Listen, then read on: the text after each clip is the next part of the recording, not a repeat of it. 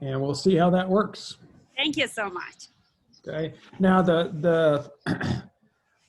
I will, it'll end up being on YouTube or something like that, and I'll have to give you the link to it. Okay, I'm not going to be able to send it to you because it's going to be very large. Okay. Okay, perfect. Okay. Yes, perfect. All right, and I'll tell you what, if you could just, let's see, you know, across the bottom, there's a little chat thing. And if you could please just indicate that you want me to send you the recording, okay? Click on the chat and type in that and send it to me. Okay, now, should I do that? Yeah, go ahead and do it now, just so I have it. Okay, so I should say. Please send me the recording. Okay.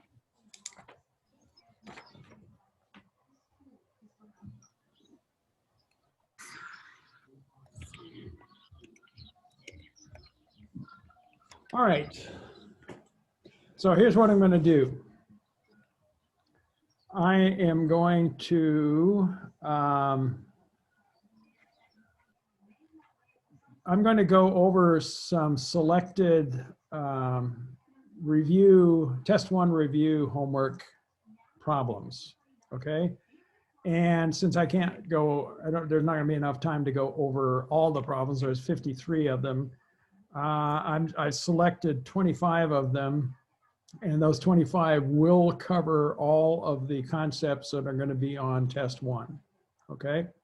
So if you can do these questions that I go over, you should be able to do well on test one. Okay, so let's start out with, I'm going to share the, oops, where is it? Word.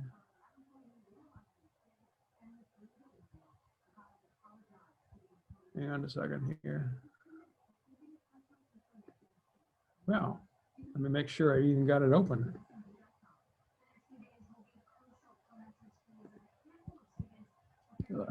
Let me just close this. I had the same problem last night. Here we go. There we are. So let's do this. Go back in and share again.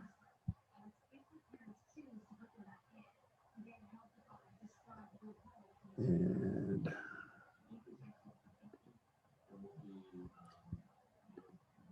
okay, can you see the list of questions there?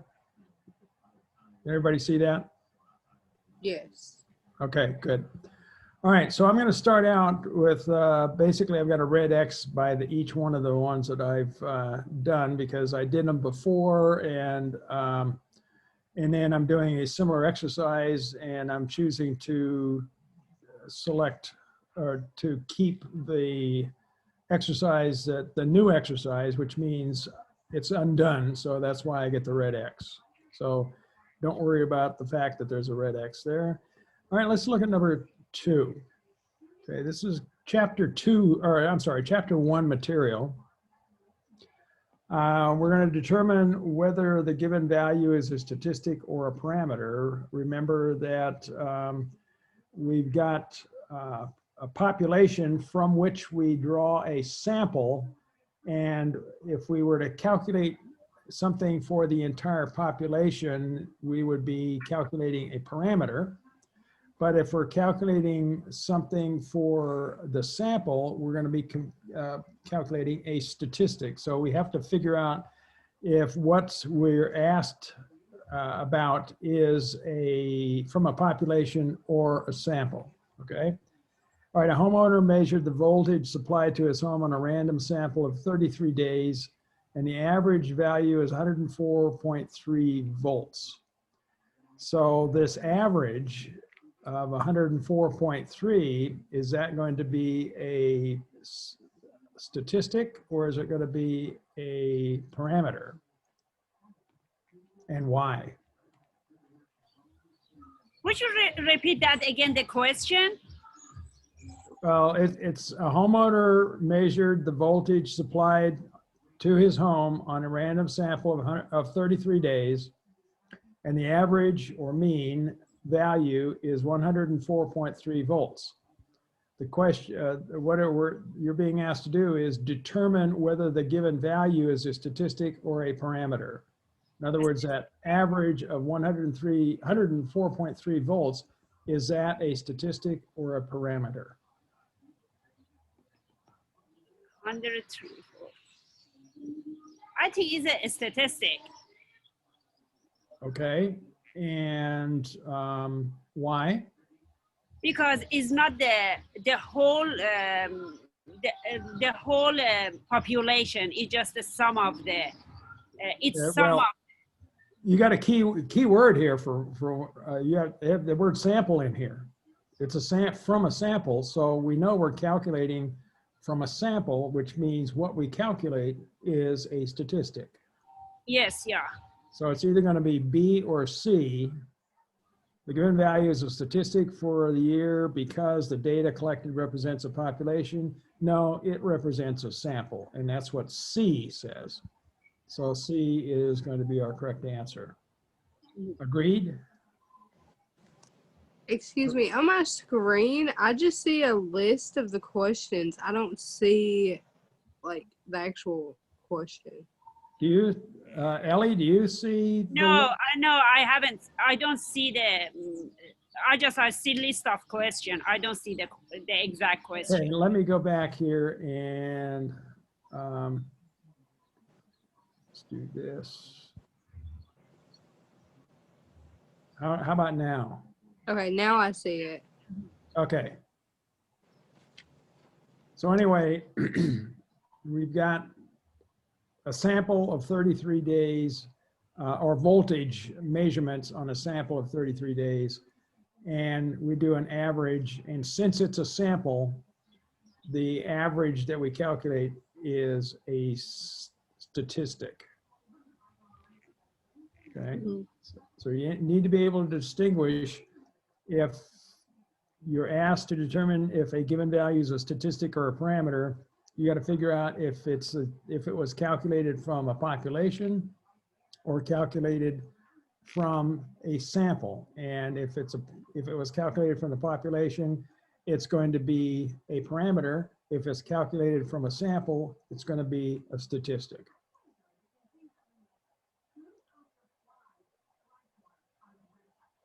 Okay.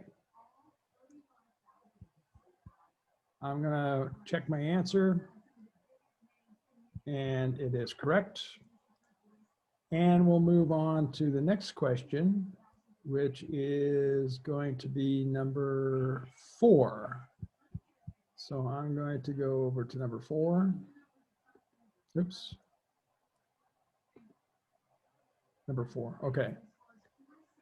Now, this is also from chapter 1.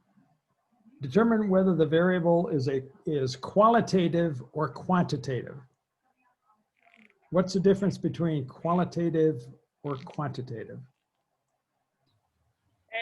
Quantitative, it's we can count it. It's the numbers, but Right.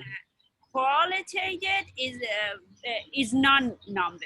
Okay, basically it is quantitative, you can calculate with it. Mhm. It's going to be a count or a measurement. Whereas qualitative, you can't calculate with it, okay? Like jersey numbers, you can't calculate with it.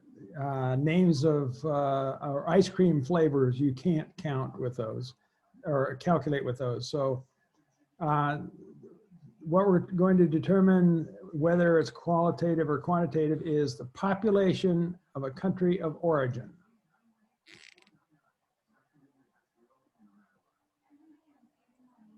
Is that going to be qualitative or quantitative? Quantitative, Because it numerical. well, Measure. basically we're counting something, right? We're Yeah. counting the number of people, which is what a population is. So since it's a count of something, that means it's quantitative. So we're either going to be, it's either going to be A or B. A says variable is quantitative because it is a numerical measure. No. B, it says it's quantitative because it's an attribute characteristic. It's the numerical measure. Okay. Check our answer. And we're good. All right, let's look at skip ahead to number 7.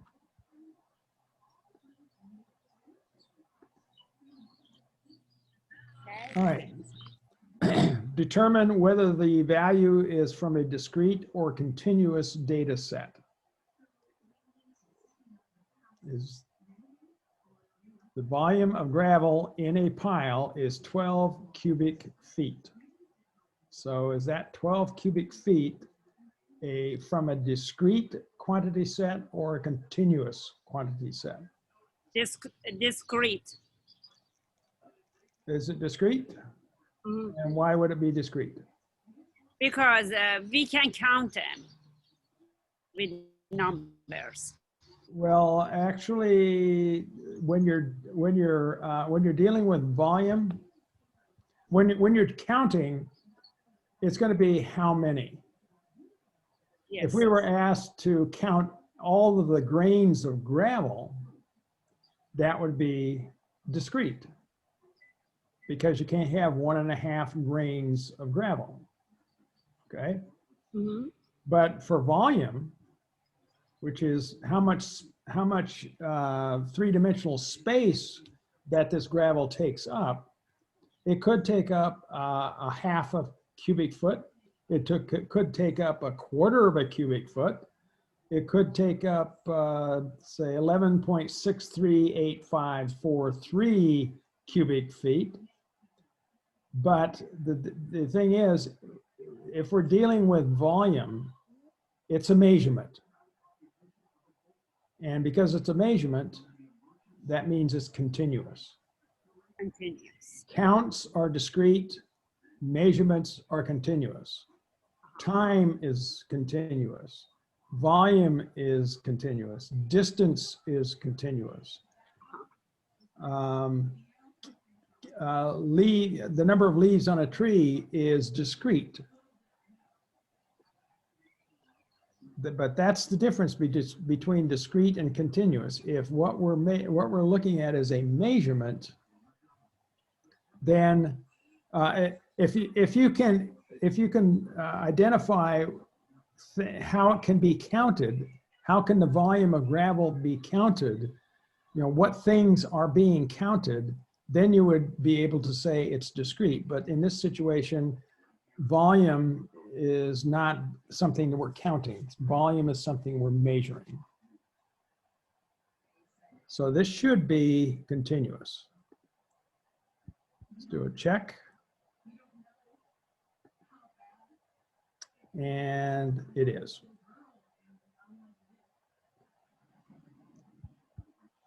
Are you good with that? Because we can do another example. I'm good. I'm You good good? with that. Yeah, I got it. Okay, good. All right, let's go to the next question, which is going to be number 8. Okay.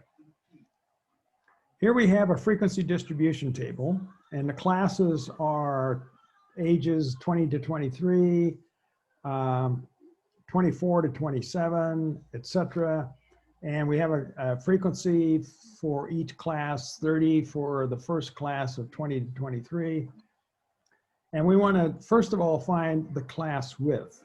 Do you remember how we find the class width? Is 4.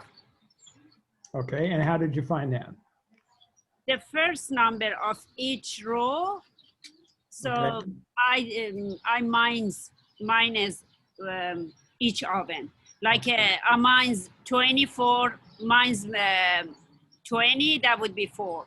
That's correct. 28 minus 24, that would be 4. Right. So any adjacent classes you could do that with.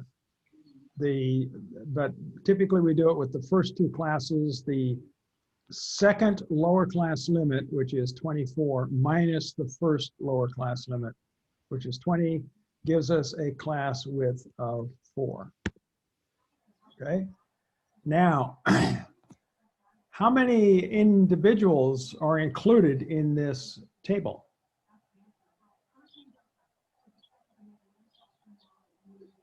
How would you find that?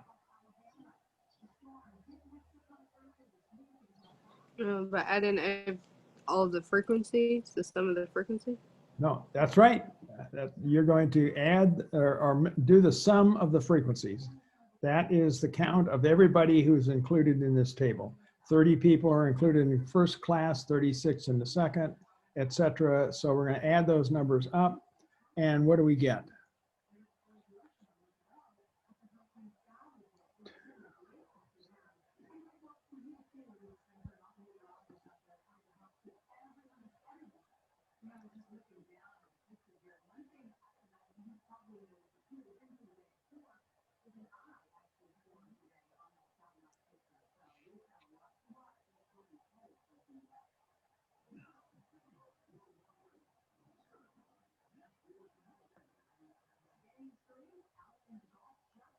$92. 92? Yes, sir. And I believe 92 is correct. Very good.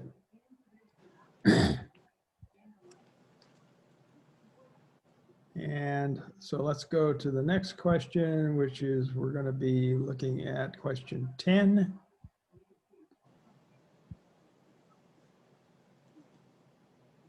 All right, so we have a bar graph. Shows the number of tickets sold each week by the Garden Club for their annual flower show. And then the bars, each bar represents, the height of each bar represents the number of tickets sold. And we've got, each bar is color coded, week 1 is blue, etc. Approximately how many more tickets were sold in week 4 than in week 3? So which bars are we interested in here?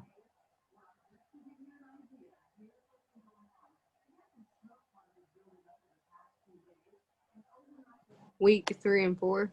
Okay, and what do we need to do first then for those 2 bars?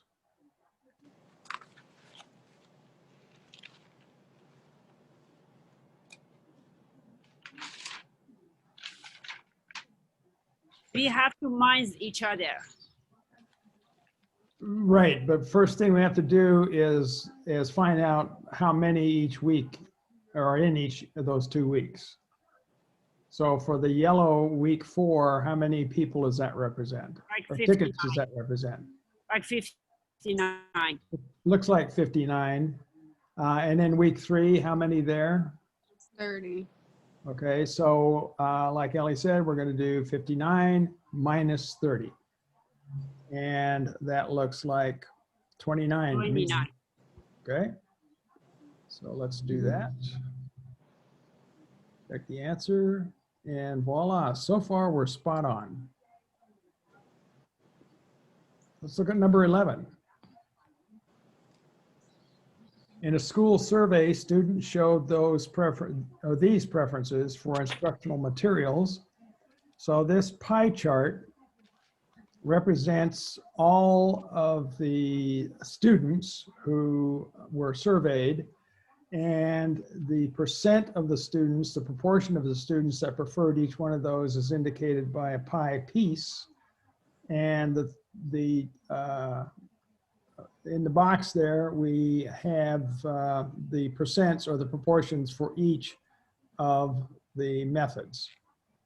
Okay, so combine, how many students would you expect to prefer lectures or radio in a school of 1,900 students? So we now know that the total number of students is 1,900. And we want to know 1,000. how many preferred the combination of lectures or radio. So what do we have to do first? we have to combine the percentage of radio and lecture together. Okay, so radio is 5%, lecture is 18%. So 23, that would be 23. So 23%. Now we got to convert that 23% into a number of students. The number of students, 1900. Yeah.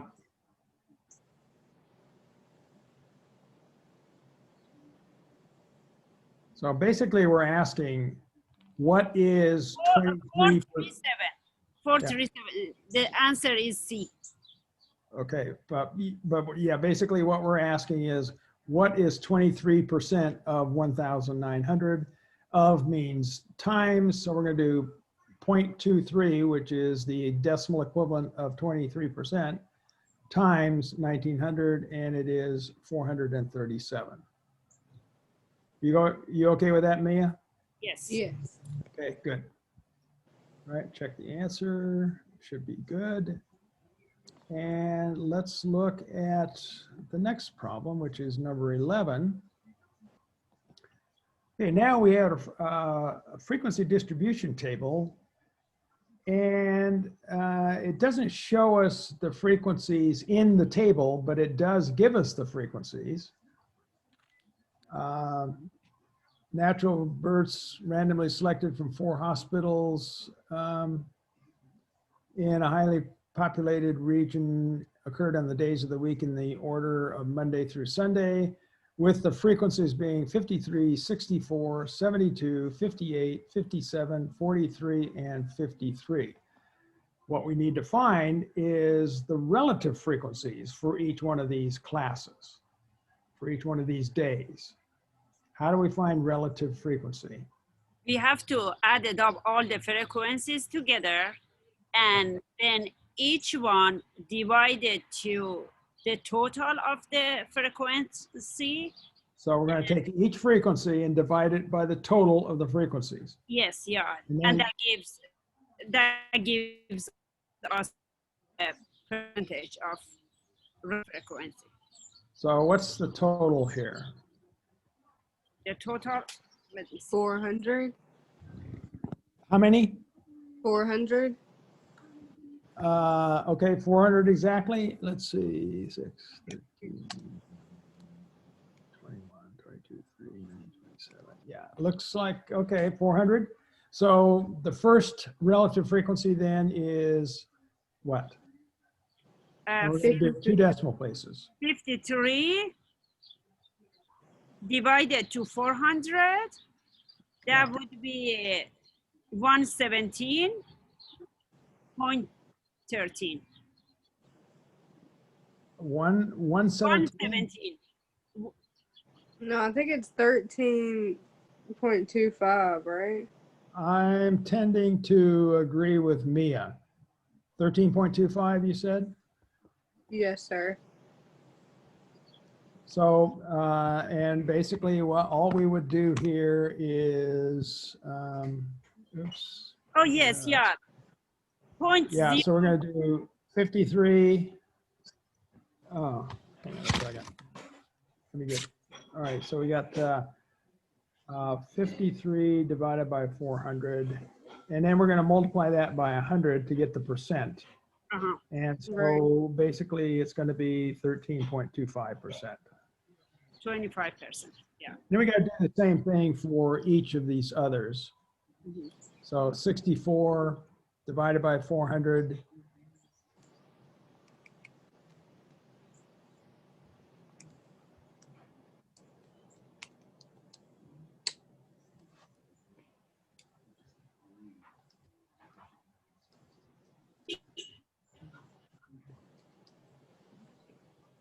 What'd you say? I got 16%. Yes, that's what I got too. Okay, 16%. By the way, hi, Kaylin. Hello. 18% for Wednesday. Okay, 18%. Yeah, I think 18%. It's gonna work for that. And then 72 divided 14. by 400 and then times 100. Yes, sir. And for 57, this is I gonna got 14.5. agreement.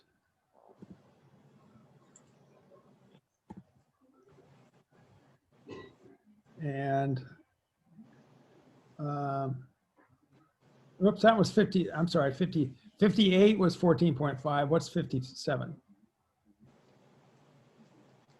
57 is 14.25. Everybody in agreement as we go along here? Yes. And 43, 10.75. okay. And finally, 13.25.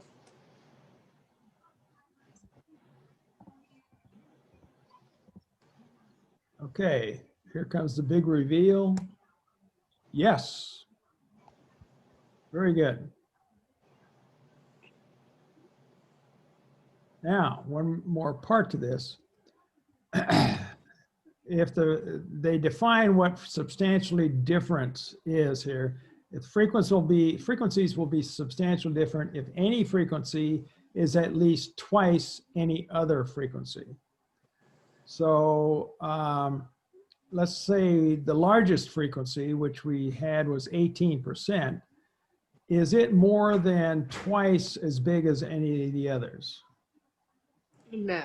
So none of the others is 9% or less. So it looks like none of these are substantially different from any of the others here.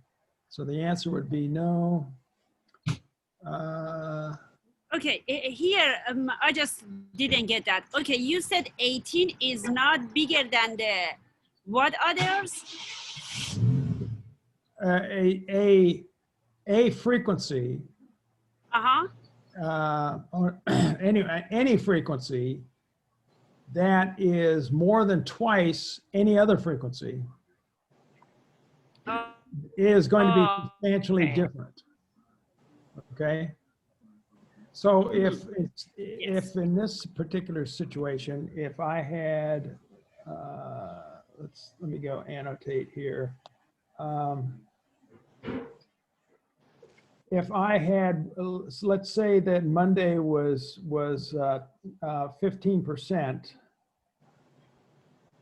and let's say Saturday was 7%, and all the others were somewhere in there, okay, then 15% is more than twice as big as 7%, because twice 7% is only 14%, and 15% is more than that. So because of this difference right here, these numbers or these percentages or these proportions are substantially different. As long as I can find one that is more than twice as big as another one. But because the largest and smallest go 18 down to 10.75, 18% is not more than twice 10.75%. Okay. So with that in mind, we're going to say no. It appears that births occur on days of the week with frequencies that are, nope, not substantially different.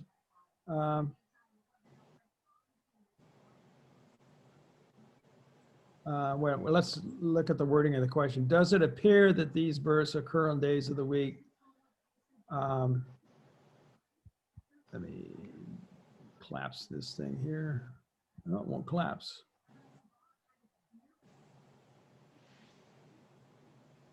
Does it appear that these births occur on the days of the week with equal frequency? No, they're not equal frequency. Or, well, let's see. I'm gonna stop doing that.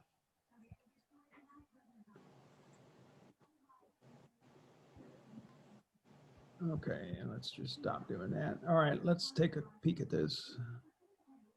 they're not exactly equal, but they're not substantially different by the definition of substantially different. Substantially different if any frequency is at least twice any other frequency. And the biggest difference is the 18 minus the 10.75. It's not at least twice, so they are not, I'm going to say yes, they are basically the same. They're close enough that we can't say that they're different. So this is actually not a good question, given the numbers that are there. The answers are not satisfying to me. But do you understand that concept? And I would not dwell on it if I were you. Let me just kind of give you a hint. You're not going to have to worry about that, I don't think. Possibly, but keep in mind this course of action for this kind of a problem. Take the largest percent and subtract the smallest percent. If the difference between the two is equal to the smaller or greater, then you know that they're substantially different. Okay? So here we take the 18%, subtract the 10.75%, and we get 7.25, and that is smaller than the 10.75, therefore they aren't substantially different. If we took the difference and found out that, let's, using another example here, if we started out with one of the percentages being 20% and another percentage being 8%, the difference is 12, and that 12 is bigger than the smaller number, which is the 8. If that's the case, they're substantially different. If you take the difference and the difference is not bigger than the smaller number, then they're not substantially different. Okay?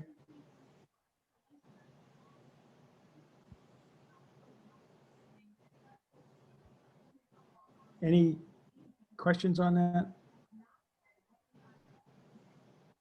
All right, let's go to the next. What number was this? 12. And I want to go look at, all right. We're going to jump to 14.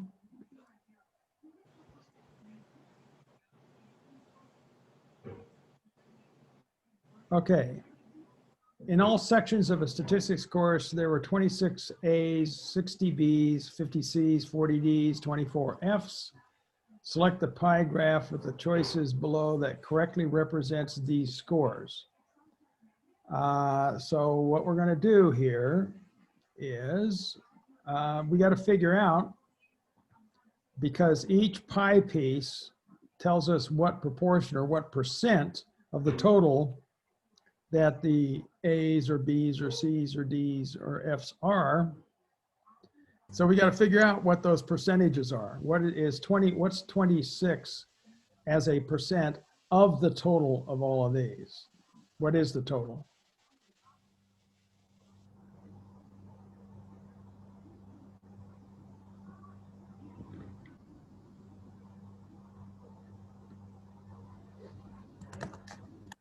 $200. Okay, so 200.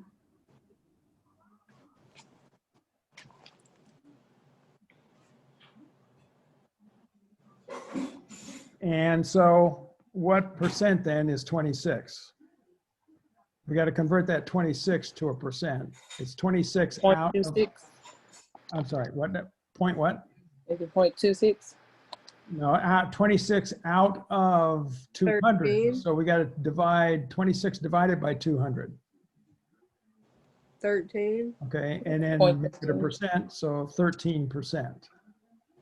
Okay, so let's look at the answers we've got here. And if we may be lucky and find only one of these pie graphs that has A being 13%. So in answer A, it's 30%, so that's not it. Answer B is 13%, so that's in the running. C is 26%, so that's not it. And D is 13%. So we still have to go further. We got to look at the 60 to see what percent that is, and then see which of B or D has the right value or the right percent for the B's. So what is the percent for 60? 0.3. 30%. I'm Oh, sorry, yeah, it'd be 30. 30%. So A, both of them are right in A. Well, they're both right in D. So we're not done yet. We got to go look at what percent 50 is. 25. That'll be 0.25. Point- So I think that- 25%. Well, C Yeah. is no longer in the running because it says that it's 35%. So B, I'm sorry, answer B is not in the running. So C, or I'm sorry, D is the correct answer. Everybody in agreement Yes. and okay with that process? Okay, then let's check our answer. And looks good. That was number 14. I want to look at number 15 next.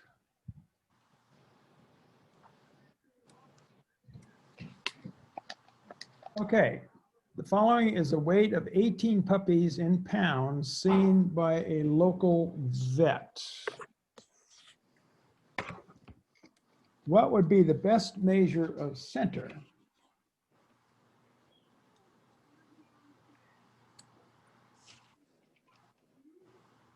B, I think.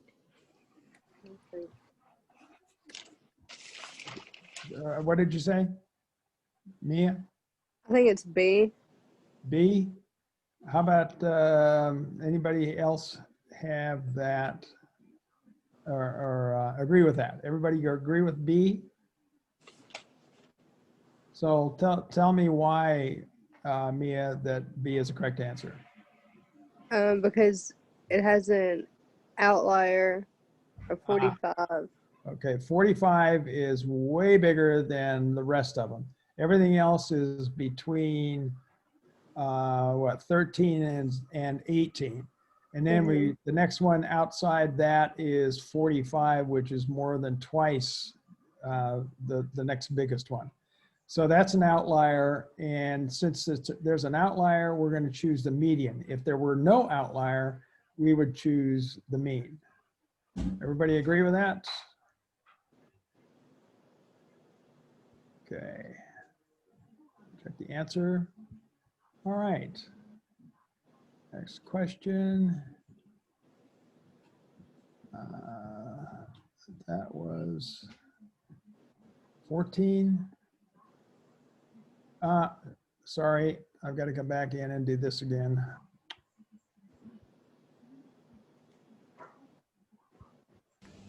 Professor, Yes.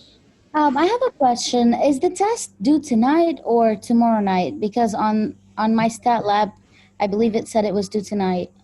It's on the 9th. You sure Stat Lab said on the 8th? I believe so. I'm double checking now. Okay. Because that would be very disconcerting for me, because it should have been the 9th. Looking at it right now, it's loading.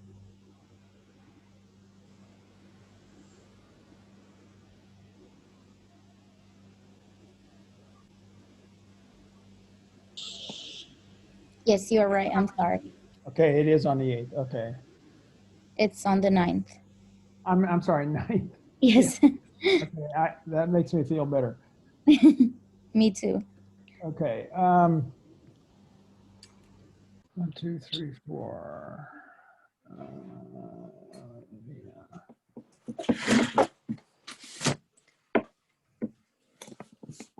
Okay.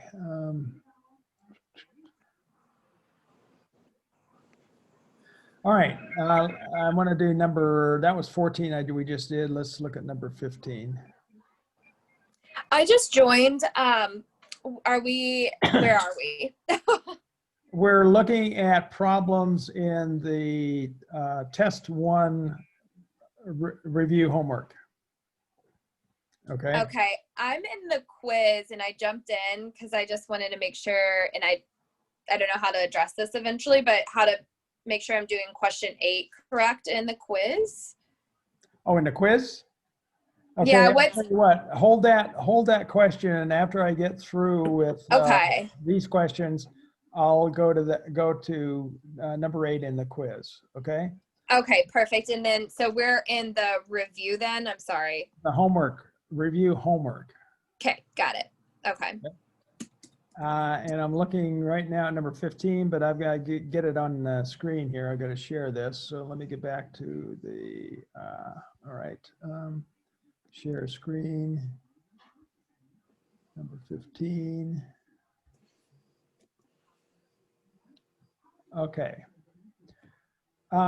Payroll amounts for 26 Major League Baseball teams are shown below, and it's in a histogram. And each of those bars represents a class of salaries, and there's a total of 26 baseball teams represented there. So the height of the bars tells you that. And what we're looking for is approximately what percentage of the payrolls were in the 20 to $30 million range, and then round to the nearest whole percent. Okay, so we can find, we got 26 teams, right? So how many of those teams are in the 20 to $30 million range?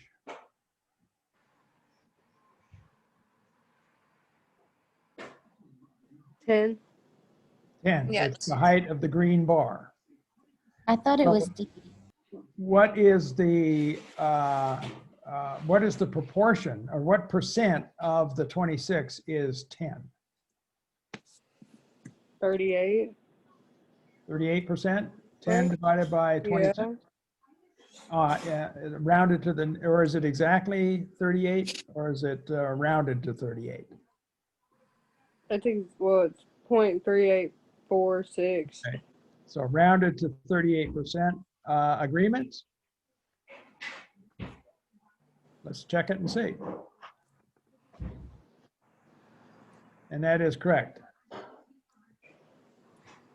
Okay. So that was number 16. Now I want to go to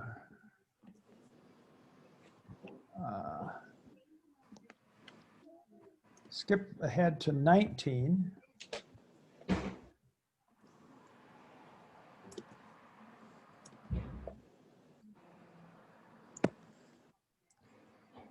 Okay, find the mean, median, mode, and mid-range for the data that's shown here. And then we'll answer the question, what do the results tell us? So we have 11 players randomly selected from a roster of a championship sports team, and the jersey numbers are listed here. So we're going to find the mean and the median and the mode and the mid-range for this set of data. How do we go about doing this?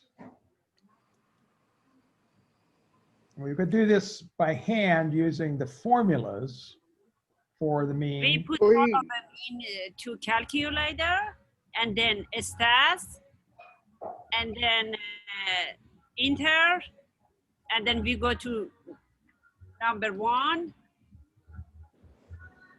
and it shows all of it. Okay, so what Ellie was telling us then is, if we, hang on a second, let me go back in and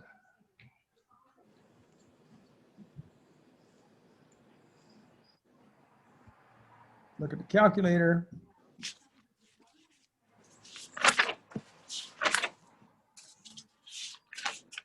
Can everybody see the calculator? Yes. Yeah. Okay, so what we would end up doing is, since under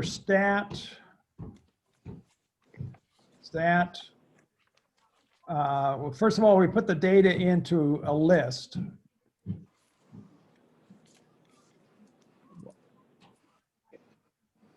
All right, and if somebody would read off the numbers, I'll go ahead and, boy, my computer is not responding very well here. Clear, no, come on.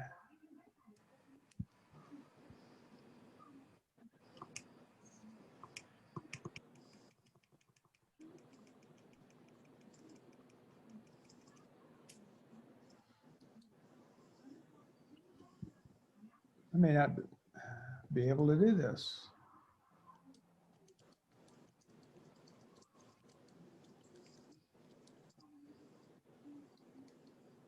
Up and up. All right, enter.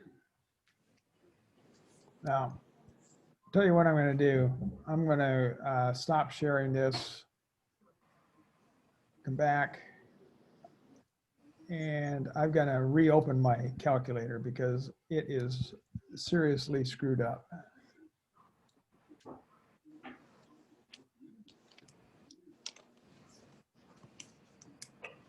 All right, here we go. Sorry for the interruption here.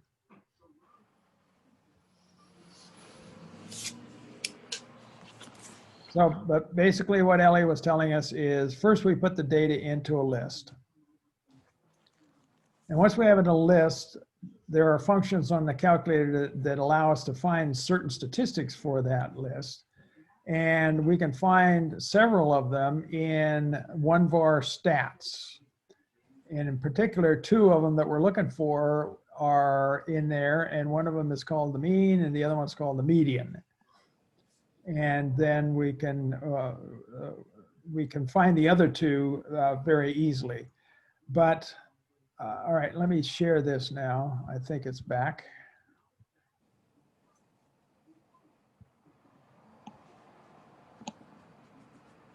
All right, so if I clear and enter, all right, so now I'm going to look at, oops, there's my data. I got a cluttered screen, that's my problem.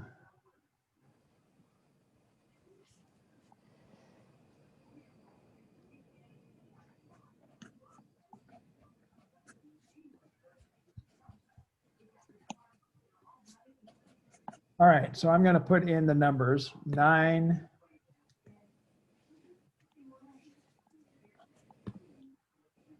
enter, 80, enter, 85, enter. Am I on the right question? This is 19. Yes. 57. Are you not seeing the, or I don't have, I'm sharing the calculator, so we're away from the question, but I'm reading off the numbers from the question here.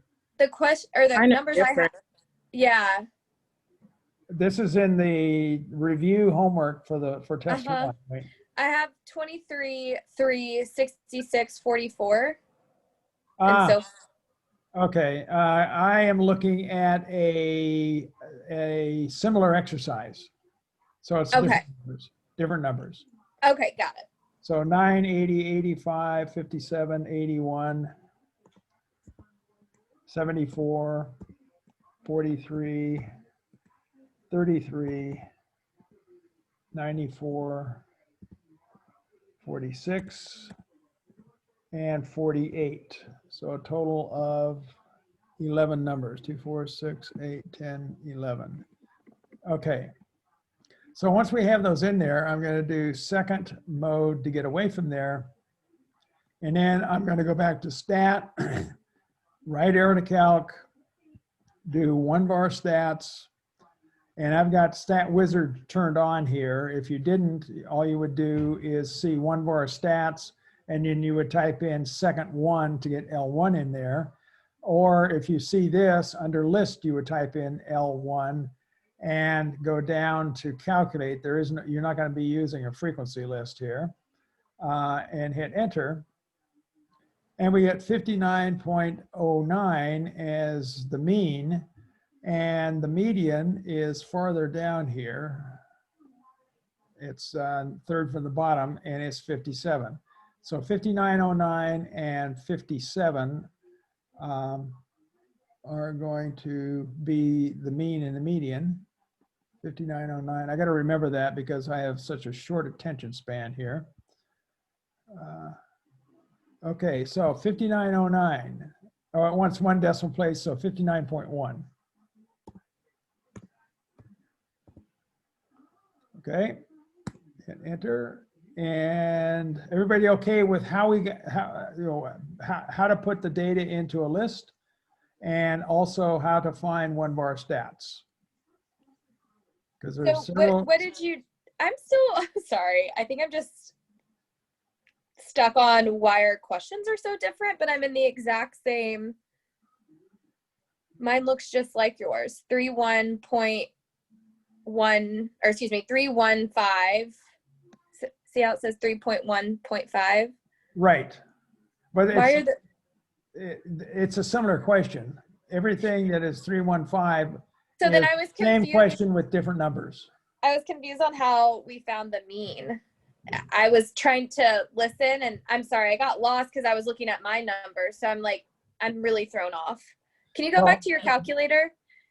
Yeah, hang on a second. Let me go back in and share the calculator once more. Okay. Okay.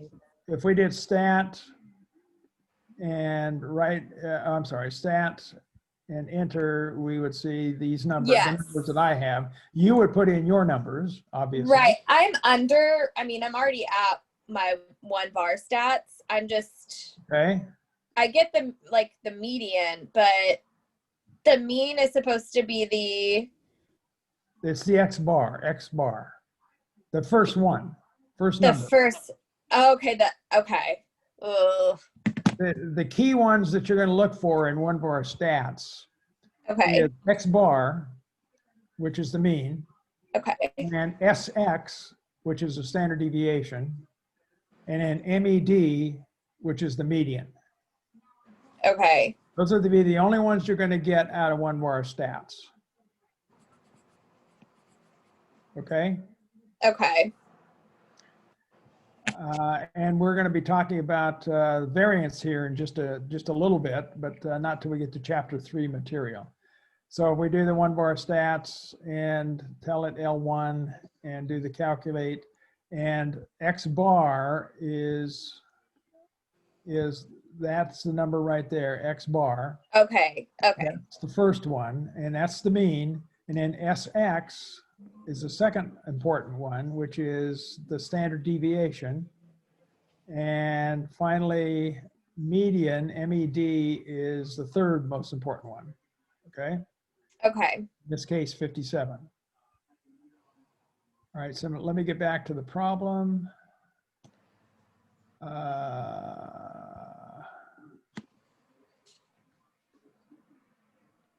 Okay, so we're good there. And now the median was 57. All right. And the mode. Do we see a mode here? What would distinguish the mode?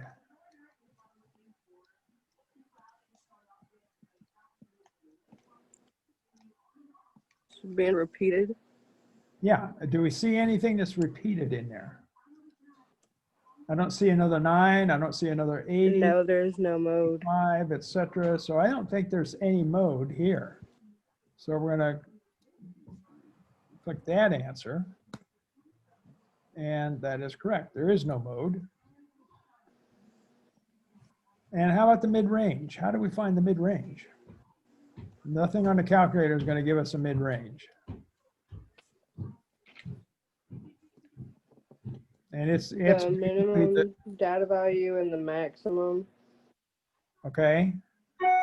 So we're It'd going be to take the large, 94 and 9. okay, so we'll take 94 and then plus 9 or minus 9? Yes. Plus Wait. 9 and divided. By 2. Because mid-range is basically the midpoint between 9 and 94. And whenever we're looking for a midpoint, we add the two numbers and divide by 2. So 94 plus 9 is 51 3. Divide that by 2. What is that? 51.5? Anybody agree? Yes. All right, so 51.5. And there we go. Okay. What do the results tell us? Remember what we're going to look, remember the numbers, where the numbers come from. Do these calculations that we just did have any meaning? No. Because what Wait, kind of yes. data is that? Well, no, they don't. It isn't. I mean, they're just New Jersey, right? It's, I'm sorry, I what? didn't read the question. I don't know. Well, the question was, I didn't read the question. I think we got to go back up. Did we go up some? The Jersey numbers. That's what it tells us. These are Jersey numbers. There it is. So what kind of data is this? Is it quantitative or categorical? Qualitative. Categorical? Yeah. It's Qualitative? qualitative data. Because Jersey numbers, it Oh, makes 'cause it's no not sense counting anything? whatsoever to calculate anything with Jersey numbers. So Okay. Jersey numbers are nominal. They don't measure or count anything, so the resulting statistics are meaningless. The A is the correct answer here. And that word nominal is one of the two kinds of categorical or qualitative data. Nominal is a kind of qualitative data. And we don't require that you know that. So actually the wording of this answer in my stat lab needs to be changed because we don't teach that. But anyway, it's categorical data and it has no meaning. Calculations with categorical data have no meaning. Right, so let's go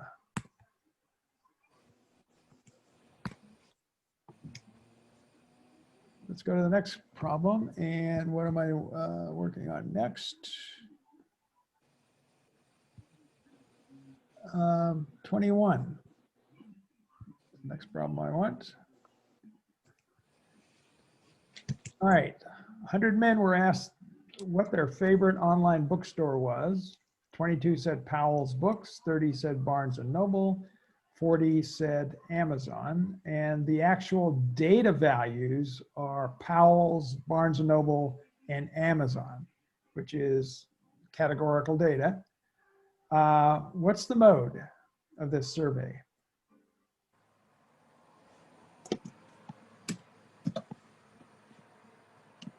Uh, 48. And why is it 48? Because 48 was repeated 48 times. Yeah, Amazon was Well, repeated 48 men said times, that which they. makes Amazon the mode. So D should be the correct answer here. It's not C because the 48 is not a data value. Amazon is the data value that occurs 48 times. Okay, so let's check. We're still good. And 22 is next. Yeah, 22 is next.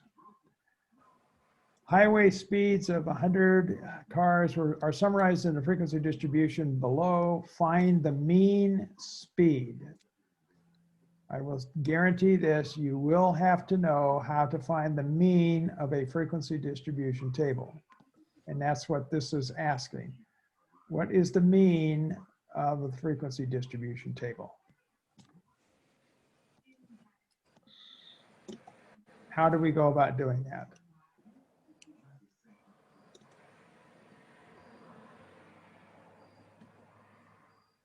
Anybody want to step through for me?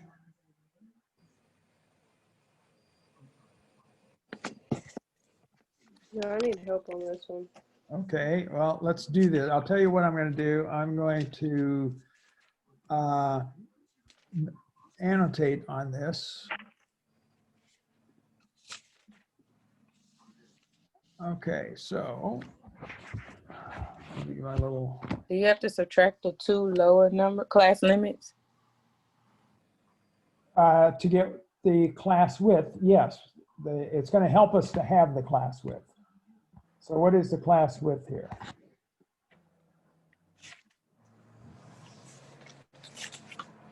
And We're looking at those two numbers right there. And so the class width is, I'm just going to call it width, 10. is 10.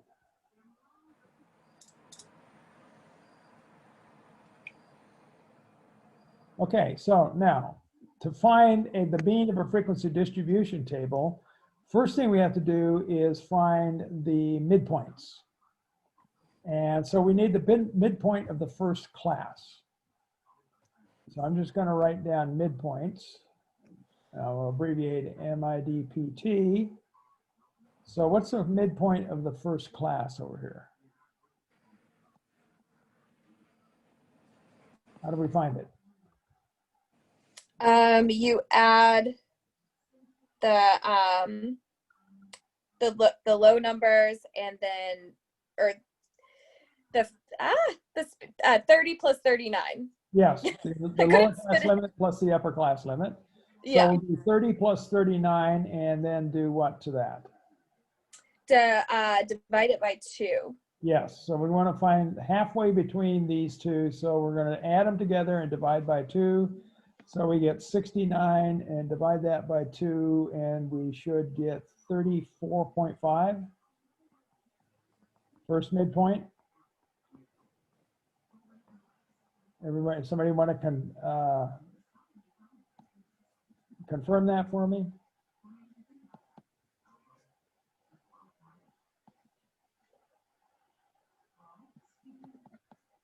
Everybody okay with 34.5? I'm Yeah, that's- still like writing out this whole problem so I can use it for studying. So, all right, it is 34.5. If you, on your calculator, you did 30 plus 39 and then hit enter and then divide by 2, you should get 34.5. Then the next midpoint, we don't have to do that with this next midpoint or any of the others. All we have to do, keep doing is add the class width. So 34.5 plus 10, it's 44.5. And then add 10 again to get the third midpoint. Add 10 again to get the fourth midpoint. And add 10 again to finally to get the fifth midpoint. Okay, and then once we need to have the midpoints, we're going to multiply each midpoint by its corresponding frequency. So we're going to multiply this times 7, this times 15, this times 52, this times 15 again, and this times 11. And then we're going to add all of those up. So this is going to be, and I'm going to just do it on my other calculator here.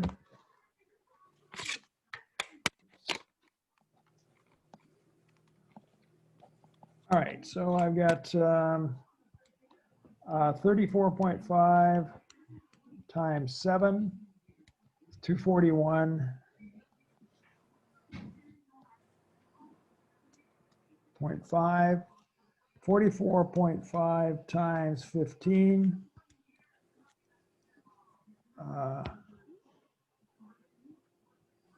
667.5.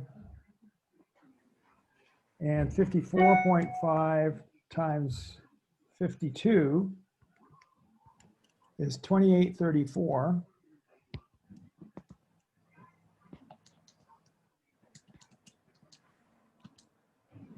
and 64.5 times 15 again. Oops, sorry, 64.5 times 15.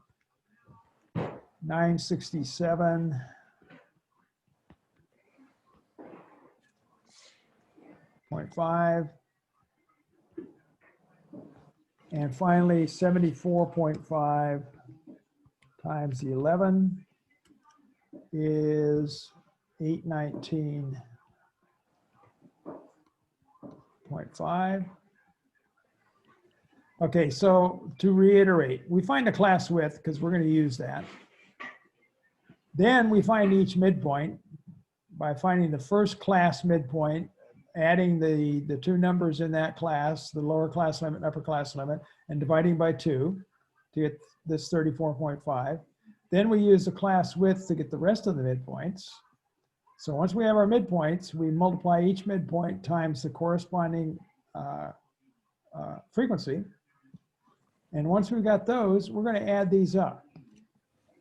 So 241.5 plus 667.5 plus 2834 plus 967.5 plus 819.5. And I'm getting 5530. Anybody follow along with that?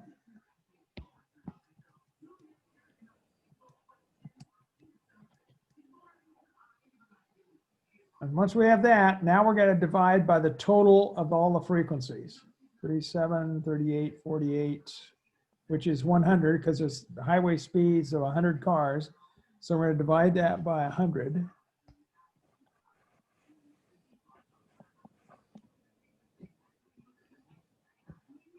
And we get 55.3.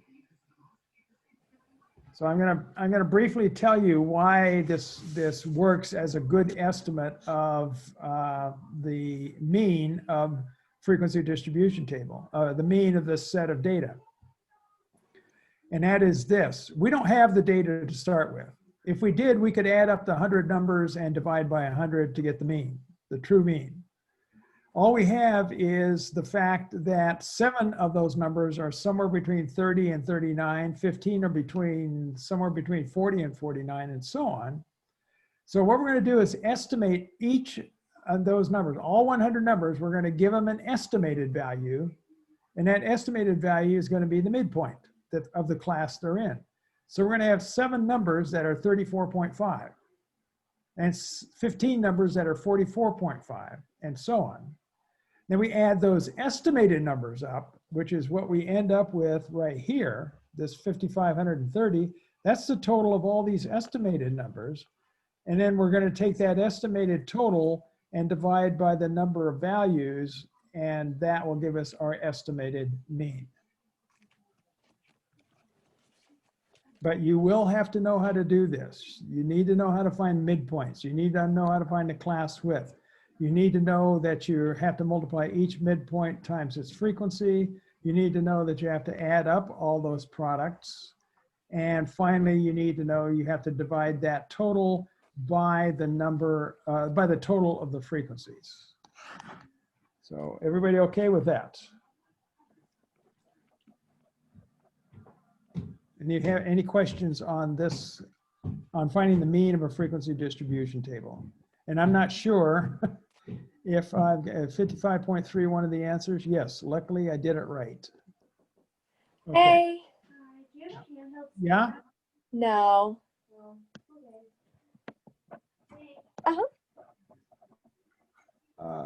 Let me stop doing this and click on that and hit enter or return. And we got it. All right, let me, I'm gonna have to go back up here and clear all this stuff. Okay, that was 22. Let's look at 25 next. Oh, let me stop doing that. Okay, 23, 24, 25. Okay. This is below the top 10 annual salaries in millions of dollars of TV personalities. Find the range, variance, and standard deviation for the sample data. Given that these are the top 10 salaries, do we know anything about the variation of salaries of TV personalities in general? And let's first, I think we can answer that last question without doing anything else. We at least know that because we're dealing with the actual data is the top 10 annual salaries. And if we want to calculate some kind of, we want to estimate a parameter in the population, we gather some sample data and calculate a statistic, which is an estimate of the parameter. But that only works if we have a representative sample and do the top 10 salaries represent all of the salaries? No. No. So the answer to the last question is basically, we don't know anything about the variation of the salaries of TV personalities in general. This doesn't give us any good information on that. So anybody want to know, want to tell me how we're going to go about calculating the variance for this? Or I'm sorry, how do we find the range first? Take the largest number and subtract it from the smallest number in the list. Okay, and they're already in order. So 41 is the largest, 13.5 is the smallest. So what's the difference between those two? I think this is another question that we don't have the same numbers. What's 41 minus 13.5? It is 27.5. All right, so that should be the range.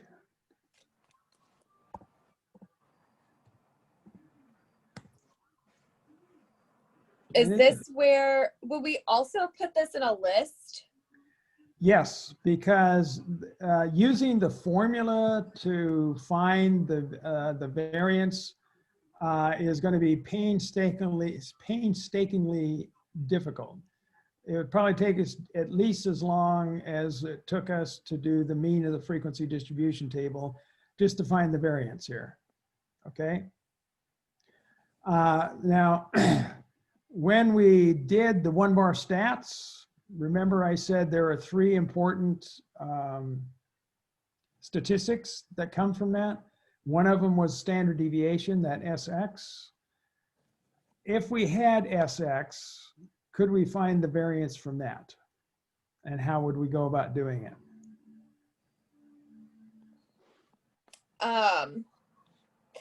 Is that when you, as far as getting it from the calculator using bars? Yeah, if we did one bar stats, we would have SX. So what would we do with SX to get variance? Oh,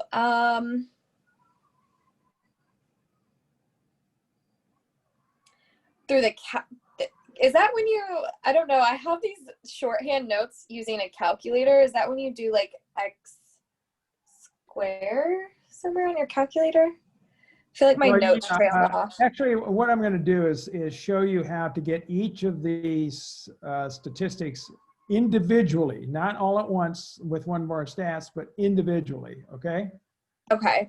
Because there's nowhere in one bar stats, there's nothing in there that says variance. So what we'd have to do is write down the SX value and then go back and re-enter that back into our calculator and square it to get the variance, because the variance is a square of the standard deviation. Okay, so here's what we're going to do. I'm going to go ahead and share my calculator. Let's put the data in there. Before I do that, I'm going to write down these numbers. 41. Actually, I'm going to ask you to repeat them back to me, okay? So let me share the calculator and do second mode to quit. Let's put the data in a list. All right, I'm going to go up and hit clear and enter. And now, what was the first number? 41? Somebody read off those numbers. Well, I don't I got 'em. have the same numbers as you. 41, Oh, 39. that's right. Okay, hang on a second. Let me see if I can. 39. uh, Do you still need 39 the would- numbers? I got it. Okay, 39 is the next one. Well, 39 is the start to my list. I don't Well, have if you have different 38. numbers, they're all going to be different. I mean, right, in but the she's order- reading you. Okay, she's reading you the numbers. 30. So 41 should not be in this list. Yeah, I have the right. What? No, it's- 41 should be in the list. 41 is in the list on the problem that I have. Why do I have different problems? Because I'm doing similar exercises, because I did those problems last night in a Zoom, and I can't redo the same problems. I can only do similar exercises. Oh, okay. Okay, so every one of mine is going to be, well, unless they show the similar exercises is the same. But for the most part, everyone's going to be a similar exercise. So a lot of them will be different. Oh, okay. Okay.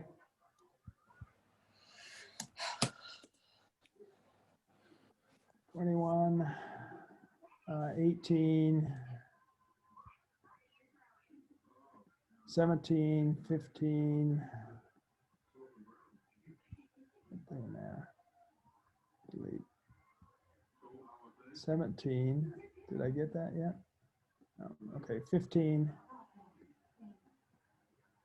14.7, and 13.5.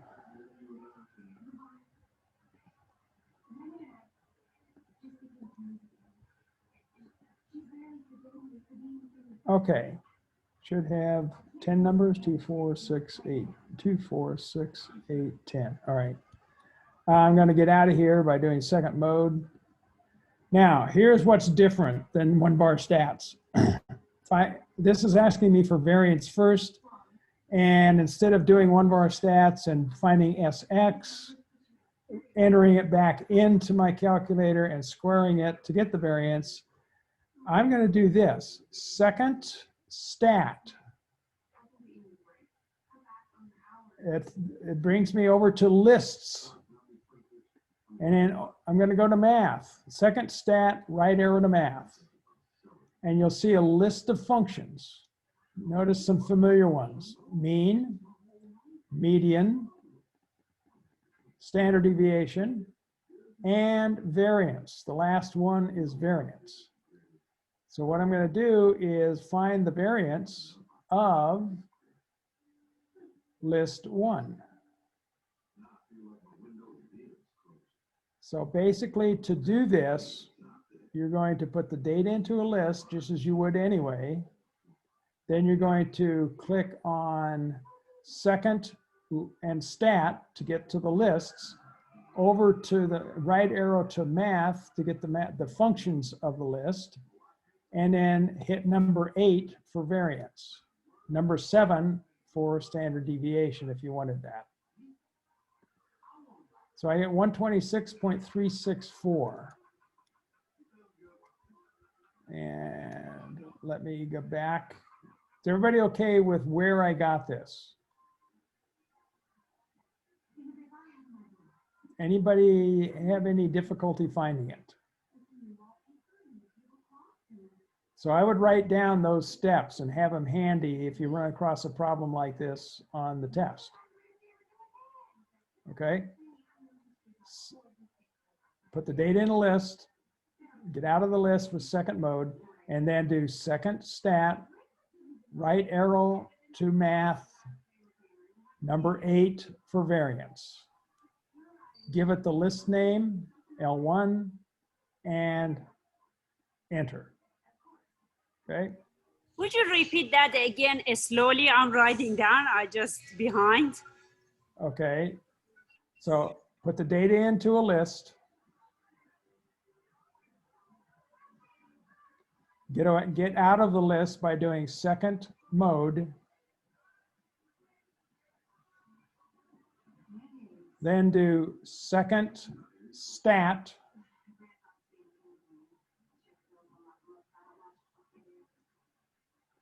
right arrow to math,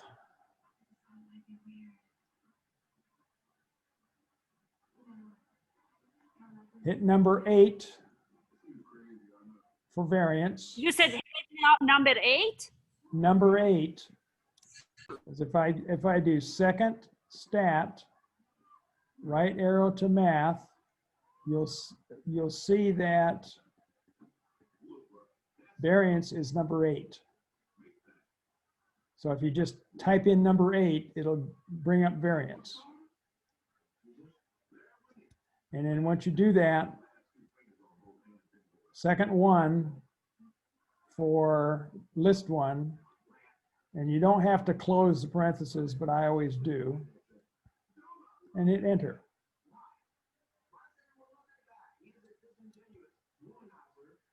Okay? Thank you. And if you wanted to do mean or median or standard deviation, go through that same process, but instead of hitting number 8, you would hit number 7 for standard deviation. And if you wanted to do the mean separately, you would, I think that was number 3, and the median was number 4, if I'm not mistaken. Let's take a quick peek and look. Second stat, right arrow to math. Yeah, mean is 3, median is 4, standard deviation is 7, and variance is 8. All right, I'm going to, what was, oh, shoot. Wait a second, quit. 126.36 to 2 decimal places. So I'm going to go back into the problem. 126.36 was it?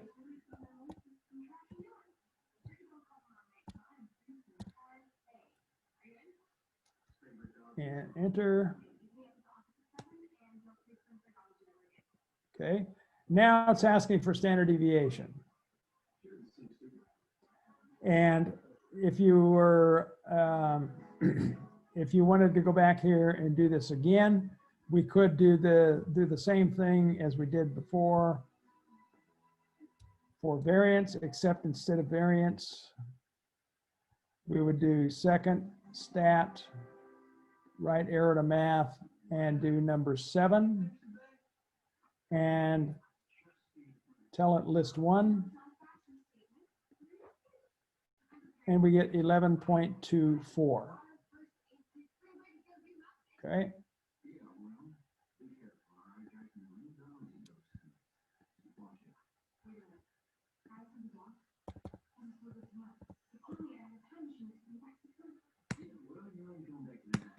Okay, now that last question, this doesn't tell us anything about all of the entire population of salaries for TV personalities. So the sample is not representative of the entire population. Okay, and we hit enter, and we're done. Okay, that was number 25. Let's do number 27 next.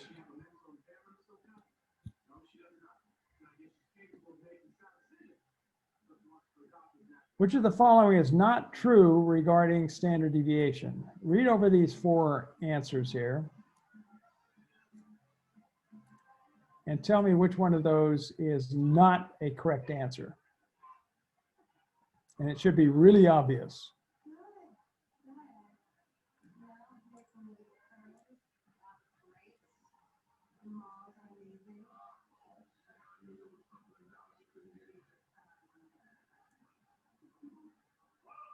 Anybody?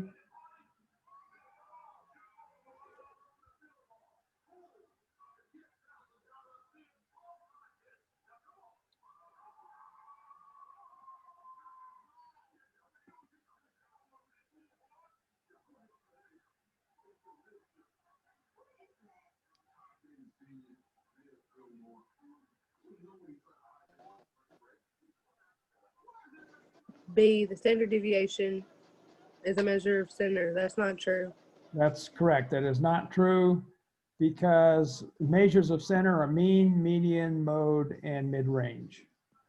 And measure of a standard deviation is a measure of variation. So B is correct.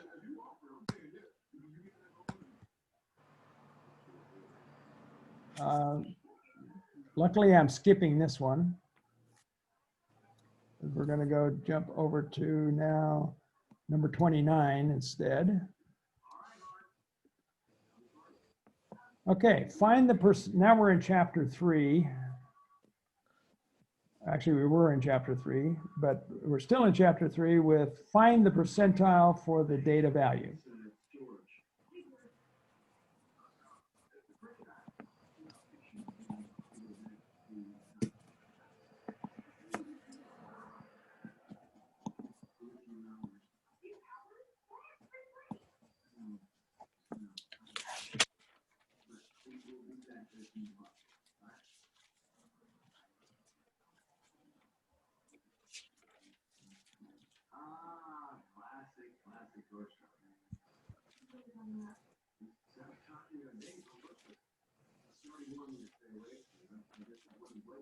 So how do we go about doing this? Would you convert it to a decimal and divide it by, oh wait, never mind. That's not right. Well, first of all, can anybody tell me what a percentile is in general? Everybody's taken a standardized test at some point or another in high school, maybe in college. And every time you get your results back, it says, or it used to say, I don't know if it still does, but it says what percentile you're in. And what that means is what percent of the people who took the same test scored lower than you. That's what the percentile is. The percent that is less than yours, your number, okay? So if we have a set of discrete values here, which we do, we need to know what percent are less than, in this situation, a given data value. So what percent of those numbers are less than the given value of 7? So how do we find the percent? First, we gotta do what? How many are less? We have to count how many are less. So we're looking for numbers that are less than 7. So 2 is, 3 is, 6 is, 2 is, 5 is. That's 5 of them so far. Then we get to 3 and 3, so that's 6, 7. 6 is, that's 8. 1 is, that's 9. So 9 out of the 15 values are less than 7. So the first thing we do is count how many values in that list are less than the given value. So we counted 9. Then we're going to divide 9 by the total number of values in that list of data. And there's 15 numbers in there. So 7 divided by 15 gives us the fraction of the numbers that are less than 7. But we want a percent. So we multiply by 100 and round it to the nearest whole number. So what would that be? Anybody?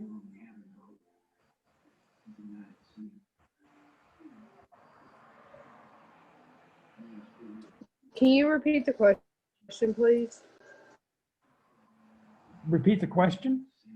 The question is find the percentile for the given data value. The data value is 7. And out of this data set, we got to find the percentile for 7. So what we're going to have to do is look at every value that's in there and count it if it is less than 7. Strictly less. It's D.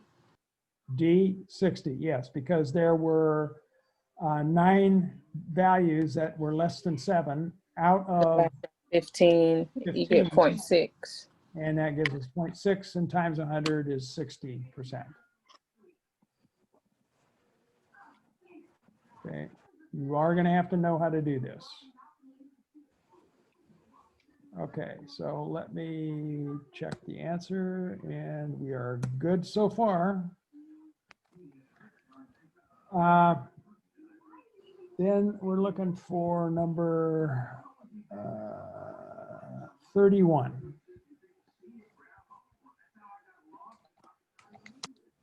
The mean of a set of data is 108.06 and its standard deviation is 115.45. Find the z-score for a value of 489.67.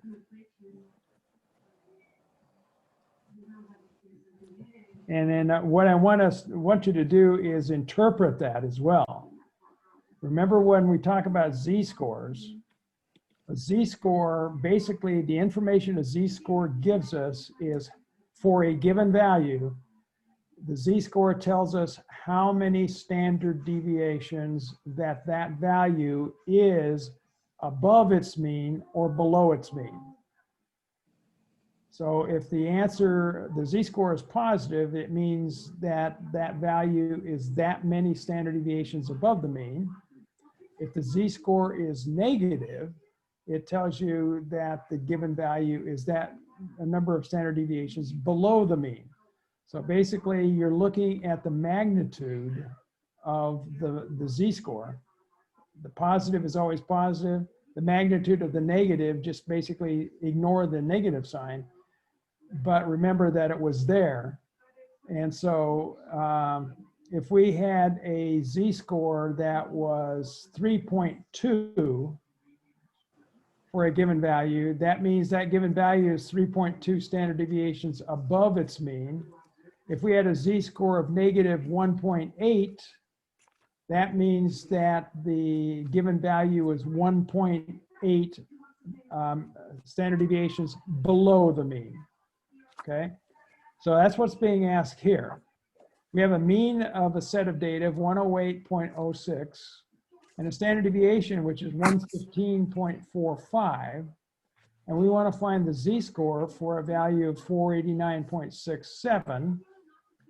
And although it's not asking us for it, I want you to tell me how many standard deviations, if it is that many standard deviations above or below the mean.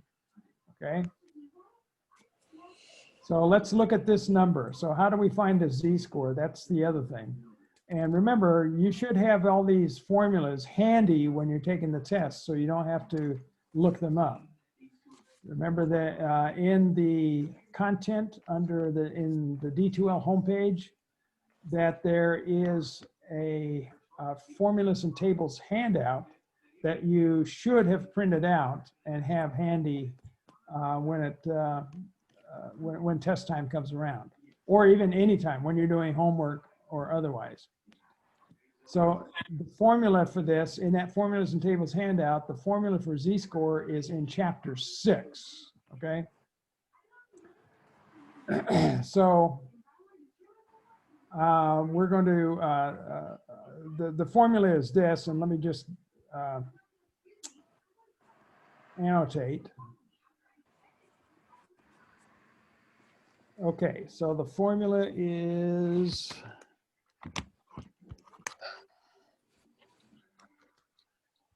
all right, z equals, and then the given score, we'll just call it x, minus the mean, which is in this case 108.06, divided by the standard deviation, which in this case is 115.45. So standard deviation. So this is going to be, the given value is given to us as 489.67.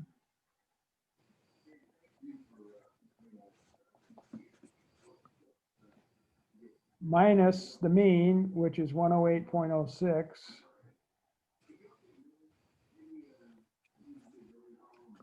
Divided by 115.45. And you put parentheses around this. When you put this in your calculator, make sure you put parentheses around the top part.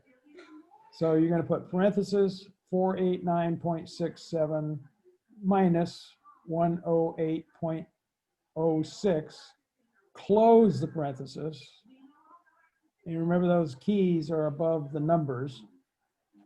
Divided by, and then 115.45, and what number do we get?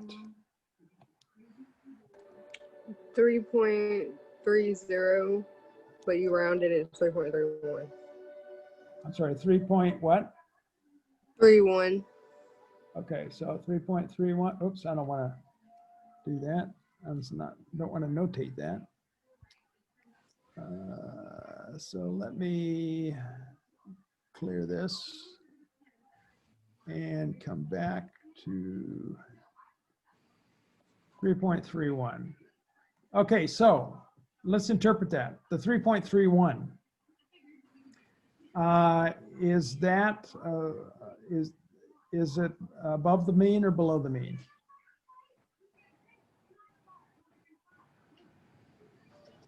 Below. If it's positive, it's above. If it's negative, it's below. So here's what I want you to do.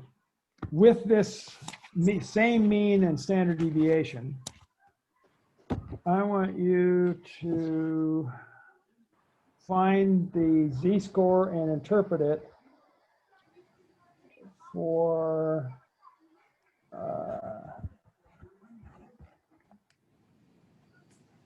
negative 452.10. Okay, negative 452.10.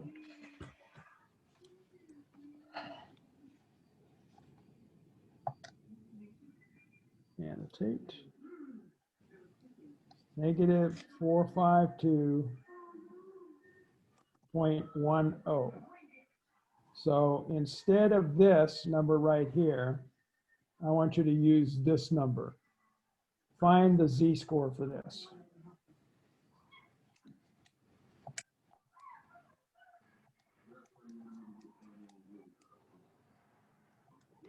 So remember, you're going to take that number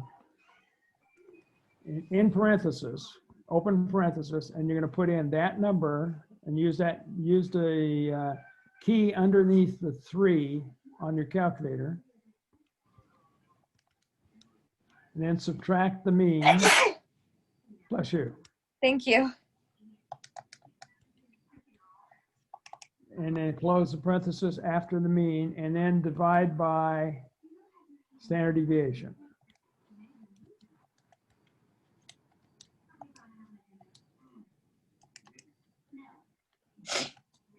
And what do we get?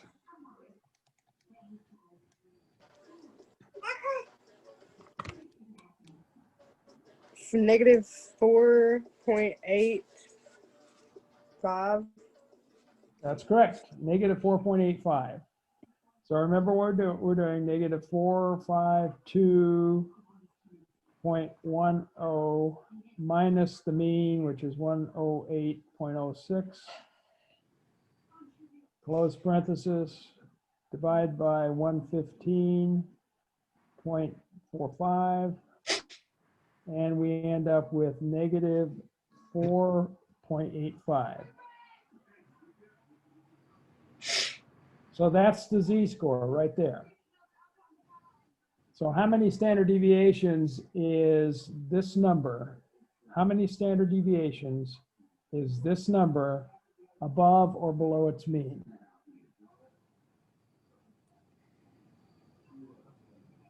So it's below because it's negative? Yes, it's going to be below, but how many? We're only interested in not the sign of the number, but we're interested in the value of the magnitude, which is without the sign. So 4.85 standard deviations, and because it was negative, it's below the mean.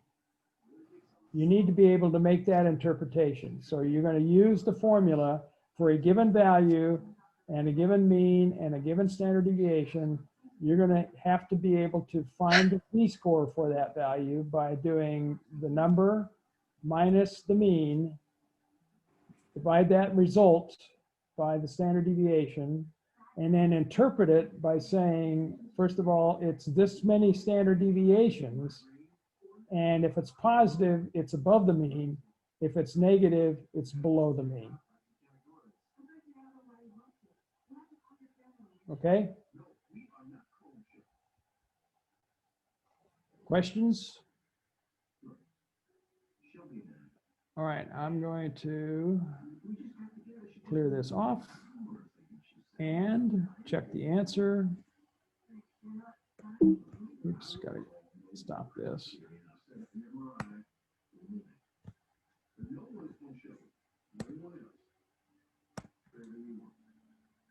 Okay, that was number 31.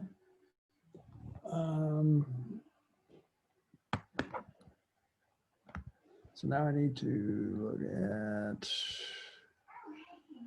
34. Okay.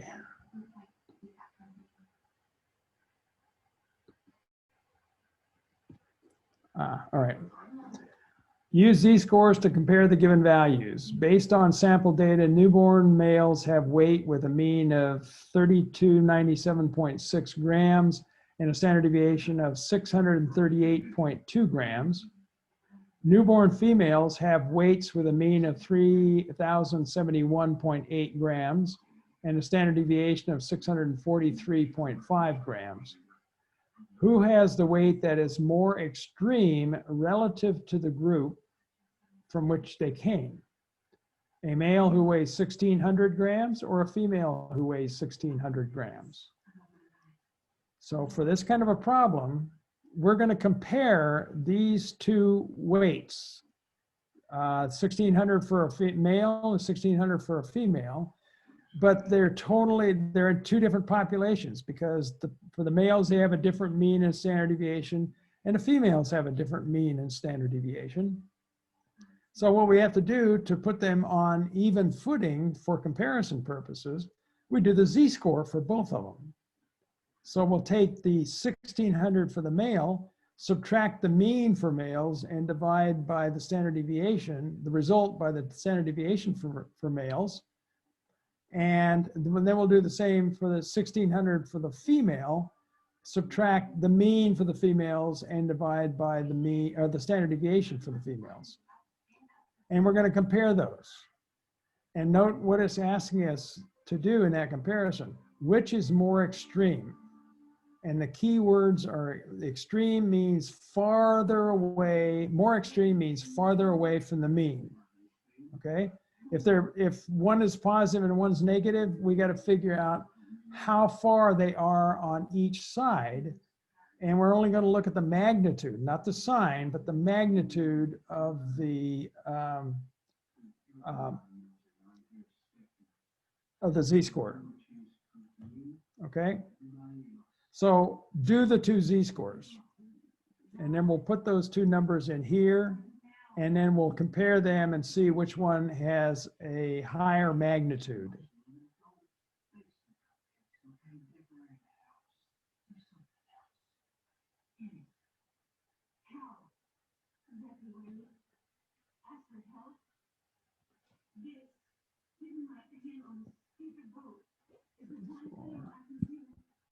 So I'll give you a minute to work on that.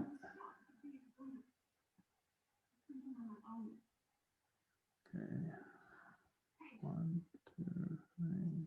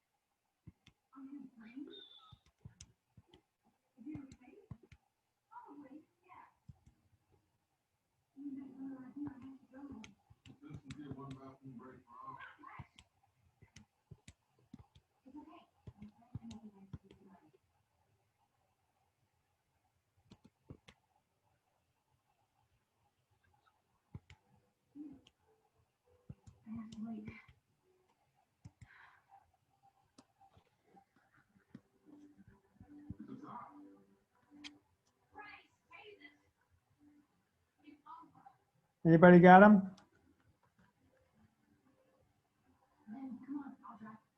Anybody there? I'm here. Okay. Tell you what. Let me share my calculator.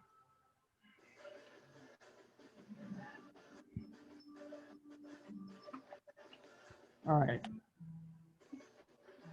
Here it is. All right, here I'm going to do is for the first one.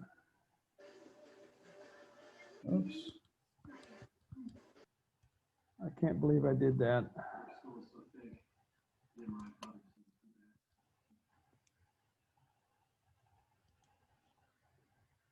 All right, so the first one is parenthesis.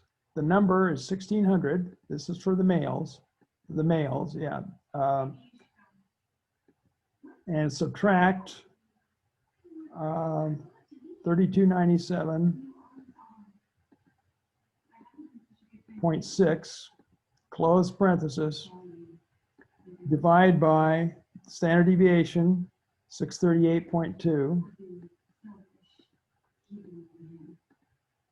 Hit enter, and we find that the 1600 gram male is 2.66 standard deviations below the mean for males. And we do the same thing for females. Again, the female weight is 1600. But now the mean for females is 3071.8.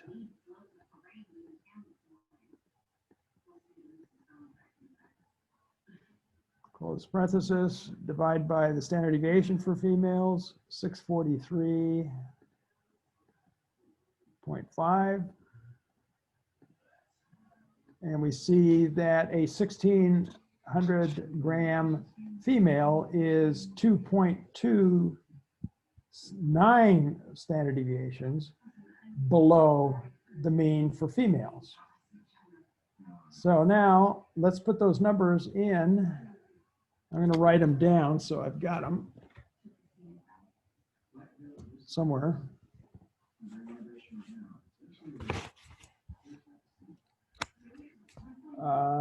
Negative 2.66 and negative 2.29.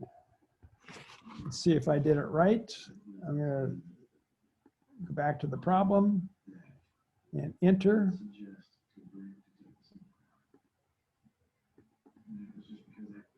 Okay.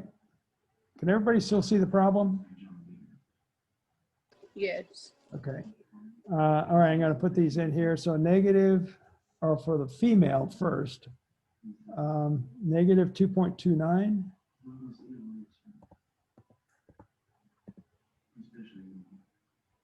Oh, no, that was for the male. Sorry.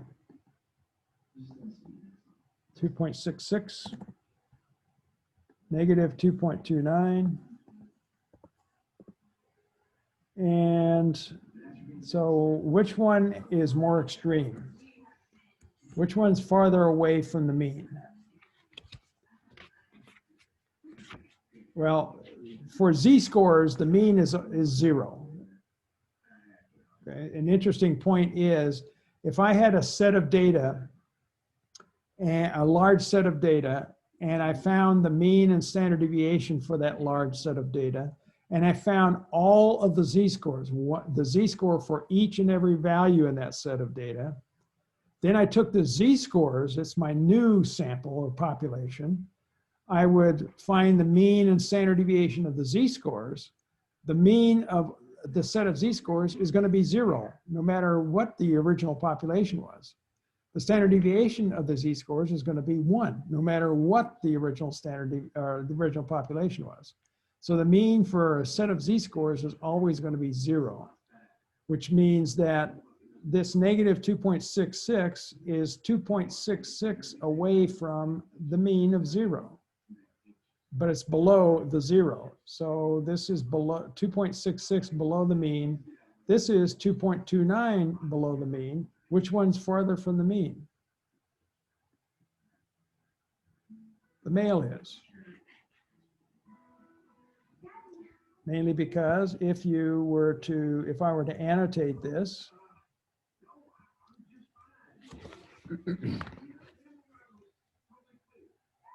on the number line, and here's 0, where's negative 2.29? It's over here.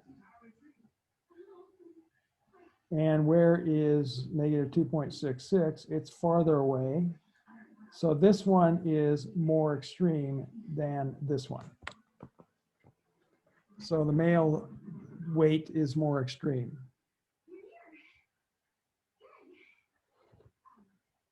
Okay. Any questions? Going once, going twice? I'm going to stop annotation, clear it. Oops, I need to clear it, don't I? Clear, clear, stop, check. And we're good. Okay, we only got 6 more problems to go. So let's see, what are we doing next? Number 37.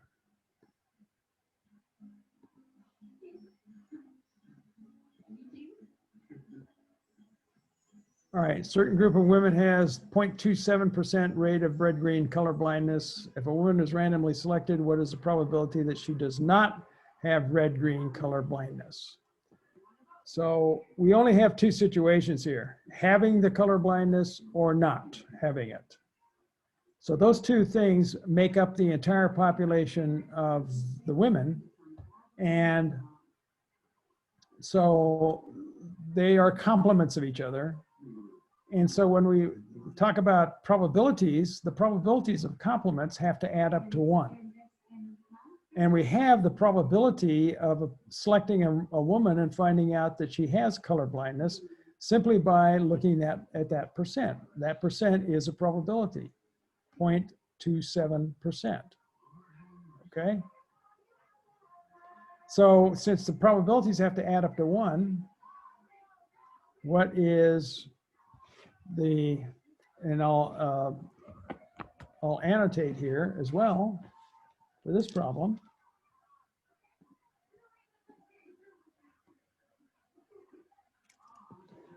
Okay, so we've got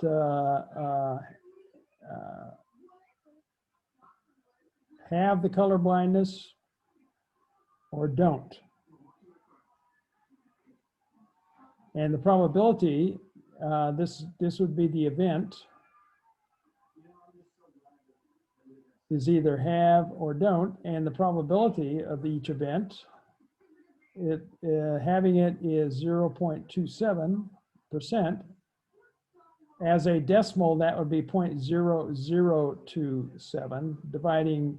Taking the percent, converting it to a decimal, we divide by 100. So this is the probability, 0.0027. So since these are complements, the probabilities have to add up to 1. So this is going to be 1 minus 0.0027, which turns out to be 0.9973. Questions about that? Did anybody not understand that situation? I don't understand it. Well, if we looked at a diagram with a very small section of it over here, this would be all the women who don't have it or have it, okay? And then this is all the women who don't have it. I'm sorry, don't. And if we want to find the probability of randomly selecting one of these, we would take the number who have it and divide by all of them. Okay? And we want the probability for those who don't, we would take the number who don't have it and divide by all of them. But that's already been done. But how do you know? Huh? What? Sorry. How do you know the group that does not have it? How do we know?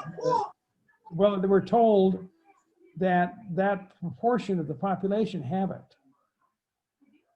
We don't need to know the number who don't because we have the proportion. Okay, we don't have to calculate the proportion. We just need to convert that proportion to a probability, a decimal probability between 0 and 1, because all probabilities have to be between 0 and 1. So we divide that by 100 to get the probability. And I'm just saying that if we knew how many people there were altogether here, we would take the number who did have it and we'll divide by how many we have altogether. And that would give us a decimal value. That would give us this number right here. Okay, that's the proportion that are that have it. So the rest of them don't have it. So we would take all of these and divide by the total.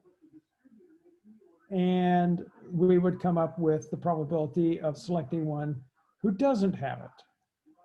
Well, since we're talking about probabilities, we don't need to know how many there are of each here. All we need to know is that we know this probability, and this probability and this probability, since these two are complements, they make up everybody. They have to be complements. There's only two situations here. Since we know they're complements, we know that the probabilities have to add up to 1. This over the total plus this over the total is equal to 1. So all we have to do then is, since we know that this probability plus, we'll call this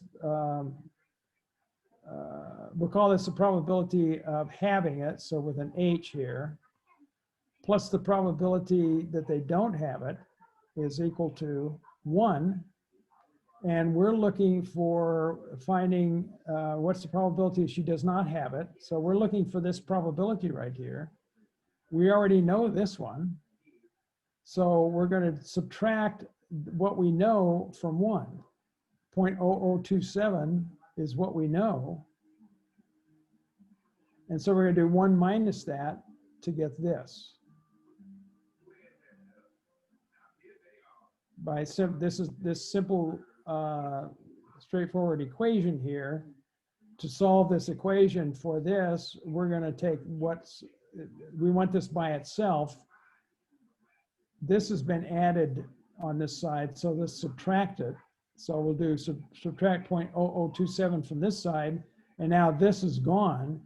But if we subtract 0.0027 from this side, we have to subtract it from this side to balance the equation. So 1 minus 0.0027 is what this is equal to. So this is going to end up being 0.9973. But did that answer your question? Yes, sir. Are you sure? Yes, sir, it did. Okay, all right, good. So this is going to be 0.9927. So let me clear this out of here. Stop this and make this 0.9927. So in this particular problem, whoops. 9973, sorry, 9973. Okay, but in this particular problem, let me just close that. you're going to be given this percent, and you're going to change this to a decimal by dividing by 100. In other words, move the decimal point 2 places to the left. And you're going to do 1 minus that to get this.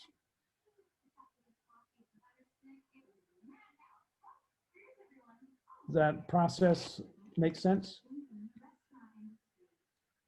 So it's basically, you just divide that, like you said, by 100, and then you And then subtract it by from 1.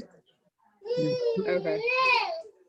Divide it Okay. by 100, the given percent, divide it by 100 and subtract it from 1. If you're looking for the probability of the complement happening, which it wouldn't be a problem, a reasonable problem at all if you weren't looking for that.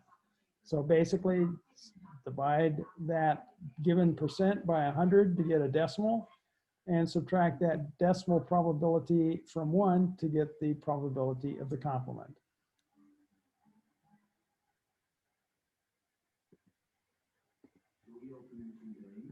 Okay, so I'm going to go to 37.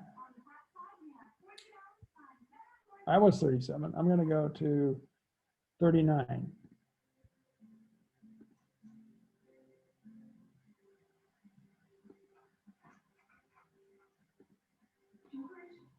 Okay.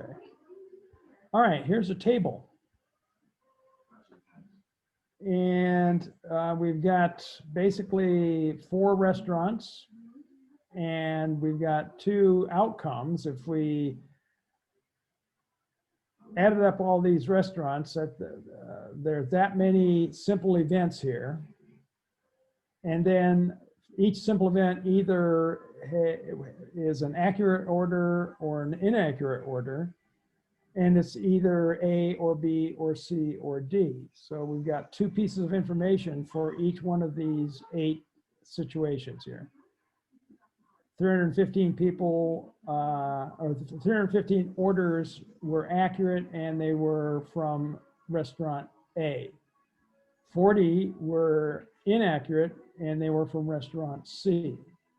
We just need to know how many total were are represented by this table here. So we randomly select one of these numbers.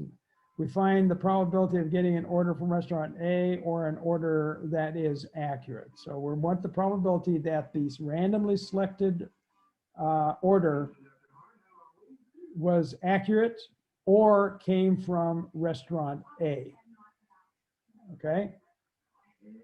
So let's, I'm going to annotate on this one. Annotate. Okay, so we're interested in this. Oops. So we want the probability of getting an order from restaurant A or an order that is accurate. So we're interested with we need to know the total, because to find the probability, we need to know how many match this event, A or accurate.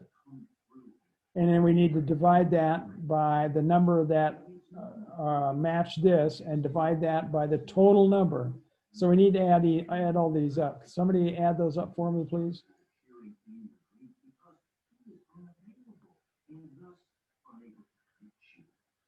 I got 1105, 1,105. 1105. Okay, let's, anybody verify that?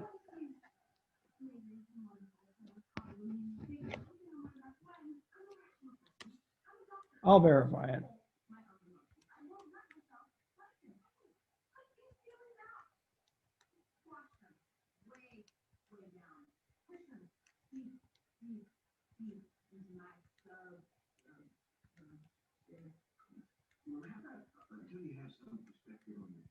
And I verify it. 1105 it is.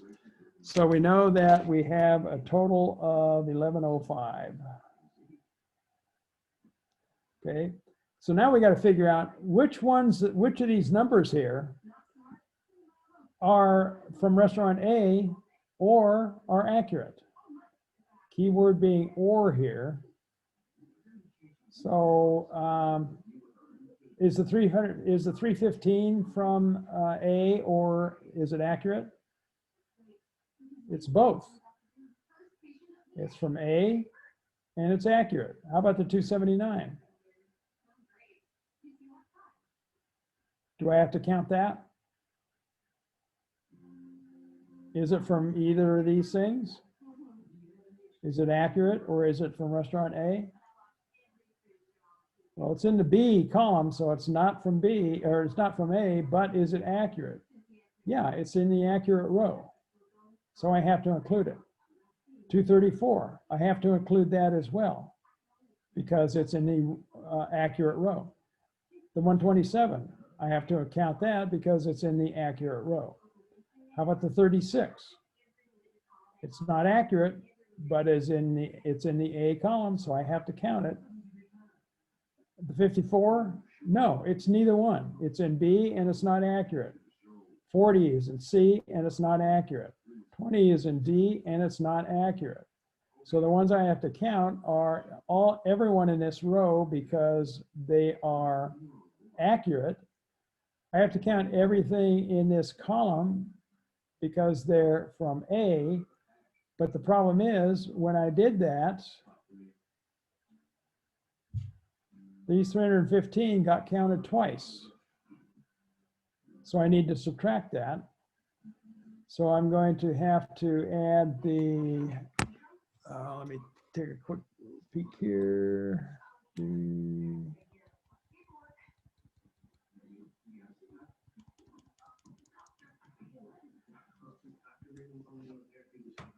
I'm going to have to add there's in the first row, there's 955. They have to be included. I'm going to include the 315 plus the 36, 46, 51, 351 in the A column.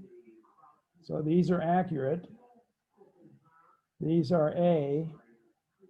But I added 315 in twice, so I have to subtract 315 because this is the overlap. And then I have to divide this by 1105 because that's the grand total.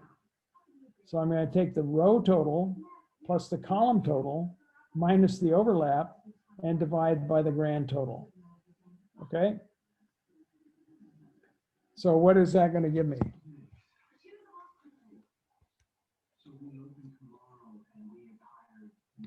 In parentheses on my calculator, I'm going to put 955 plus 351 plus or minus 315, and then close the parenthesis, and then I'm going to divide by the total grand total of 1105, and I get 0.897 to 3 decimal places.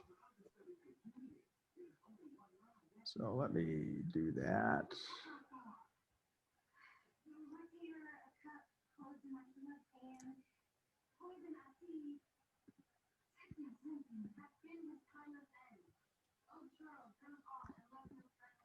Uh, 0.897, I said.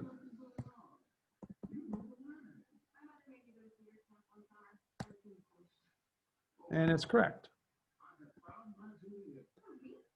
Okay, so are you guys, well, only two of you left here. Are you guys okay with that process of finding OR probabilities with overlap from one of these tables?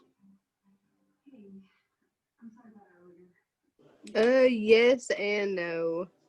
Well, what in particular is suspect here for you? I guess it's the overlap. Well, okay, let's look at it this way. Let me go back and annotate.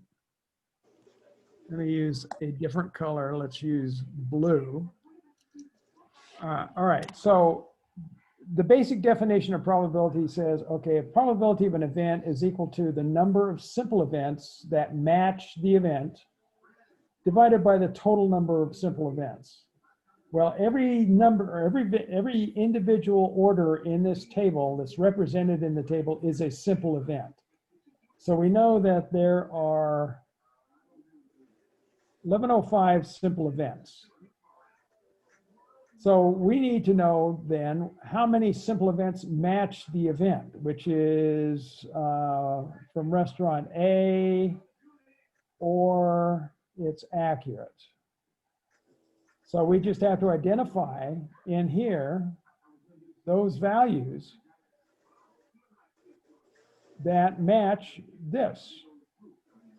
And we don't have to look at rows and columns. All we need to do is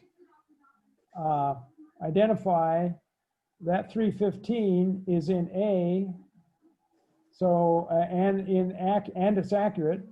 This is in B, but it's accurate. This is in C, but it's accurate. This is in D, but it's accurate. This is in A, but it's inaccurate, but it's because it's in A, we have to include this. And we need, these three are neither, so we can't include them. All we need to do is add up these, which are the orders that match our required probability. Okay, I see now. I get it now. So if I added the row and added the column, I would have added this 315 in twice, so I need to get rid of it one time. Okay. Okay. That's the reason that subtraction is there. But the top is basically the number of simple events that match the event, and the bottom is the total. Okay? Okay. All right. All right, so let me, again, clear this out. Stop doing this. And okay, the events, are they disjoint? Well, because you can have somebody who is A, or an order that is from A and also is accurate. So if we can do, basically, is there overlap? There Yeah. is overlap here, so they're not, so they're not disjoint, okay?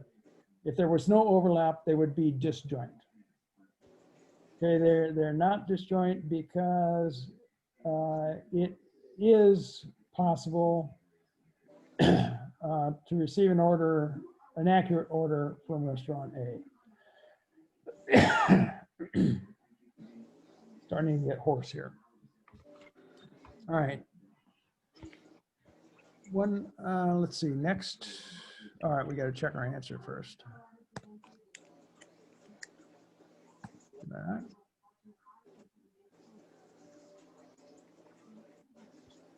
Not going to let me do it. Here we go. All right.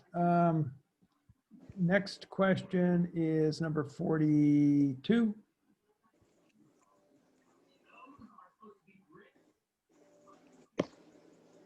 May I ask how many questions are left? There are 25, and we've got 4 more to go. Okay. If you don't mind. Yeah, this is first of 4. Okay. Okay. All right. Eli has a jar of marbles. There are 18 blue, 8 red, and 19 purple. Selects a marble, does not replace the marble, selects a second marble. What's the probability the second marble is red, given that the first marble was not red? Now, you may think off the top of your head that this is an and probability, which means we'd have to find the first probability, find the second probability, and multiply them together. But it's not. This is a given probability. Anytime you see that keyword given here, you're only going to find that second probability, okay? And at first we need to put this statement, what's the probability the second marble is red given that the first marble is not red? We want to put that into probability notation. So we need to put it in a P in parentheses. We need this information, probability of the second marble is red given the first marble was not red. So, and we're just going to look in here, which one of these actually says that inside the parentheses. Second is red, red in the second draw. Given, which is the vertical line, not red on the first, not red on the first. So B is the correct answer there. Okay, so basically it's just taking this statement and putting it in this notation. Okay. Professor, And everything is going to show up in the same order. Probability, that's the P. Second red, that's the first part. Given, that's the vertical line. Not second or first not red, that's the second part. Okay, Yes, sir. now, go ahead. I'm sorry to interrupt. I just wanted to know how many questions will be on the test. 25, Okay, thank you. okay? So for the second part of it here, where we got to find the actual probability, the given probability. How do we do that? How many marbles were there to start with? You gotta add all the marbles. Yeah. There's 45 marbles. Okay, so we had 45 marbles. But we're going to select one for the first. We don't have to find the probability. We just need to know how many marbles are left after we do that. Since this is the conditional probability we're looking for. We don't care what the first probability is. So the first one was not red, right? Right. But how many reds are still in there then? 8. 8. And how many marbles are still there after that one was taken out? 23. 20, no. Wait, sorry, 44. Right? Yes, 44, okay? So basically 8 red marbles are left out of 44 marbles that are left. So as we need to put that in decimal notation. So 8 over 44 Is 0.18. okay, but we need 3. 182. 182. 182. Okay. And there it is. So for the given probabilities, we just need to figure out what's left after that first event took place and use those numbers to find the probability. Okay. Okay. Now this one, 16 blue, 11 red, 19 purple. I think this is the one I'm doing next, right? 43, yes. Okay. So how many marbles do we have in there now?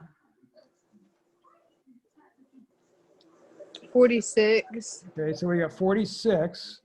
And the question is, what's the probability that both we select one, don't put it back, select a second one. What's the probability that they're both red? Now, this is the word given in here anywhere? No. So this is not the conditional probability. This is the and probability.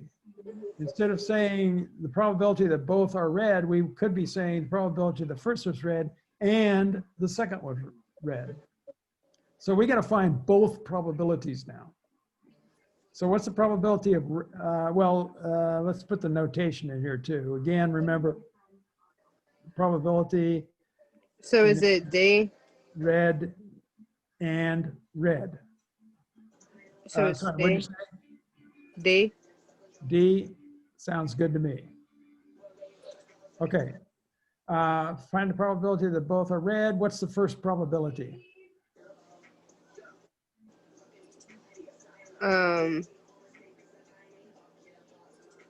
Red? Yeah. Probability the first one was red. Yes. How many red marbles do I have? 11. And how many total again? 46. 46. So our first probability is 11 over 46. I would just type that into your calculator, but don't hit enter. Okay, 11/46.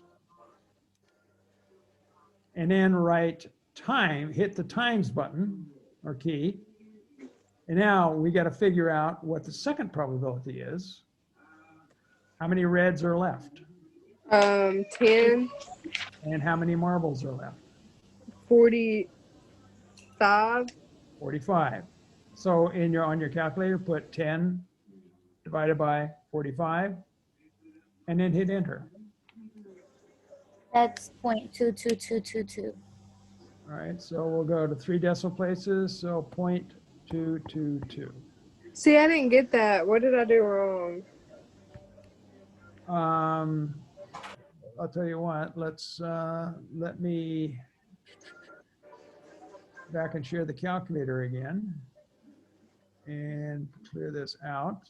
And we had 11 divided by 46 and then times 10 divided by 45.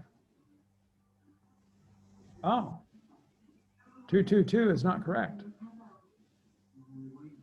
Oh, I thought you were asking what was Well, 10 no, divided by 5. we just needed, I needed to know how we would go about finding it. And it would be 10 divided by 45.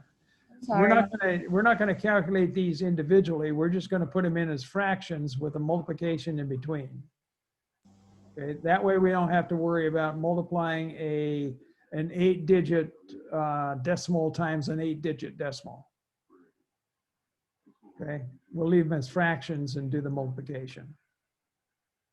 So 0.053 is going to be our answer here. So let me stop, go back to 0.053. Oops.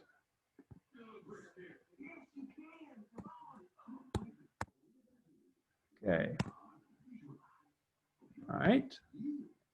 Let's look at, we're almost done here.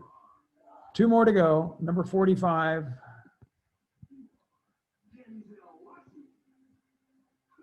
All right. Table below displays results from experiments with polygraph instruments. Find the positive predictive value for the test. That is, find the probability that the subject lied, given that the test results, the test yields a positive result. Okay. So what's the key word here? Positive results? No, keyword is given. Given. Sorry. Okay. So the probability they lied, given that, so basically the given gives us information. So we've got information that we know. We know that we're randomly selecting somebody, but we know that the person that we select yielded a positive result. So that's all we have to deal with. That's, in other words, our population has been pared down to the given part. It's been pared down to only those who had positive results. So out of all the people who had positive results, how many lied? So positive results are, just annotate here. Okay. Positive results are where? Positive results are these. Mm-hmm.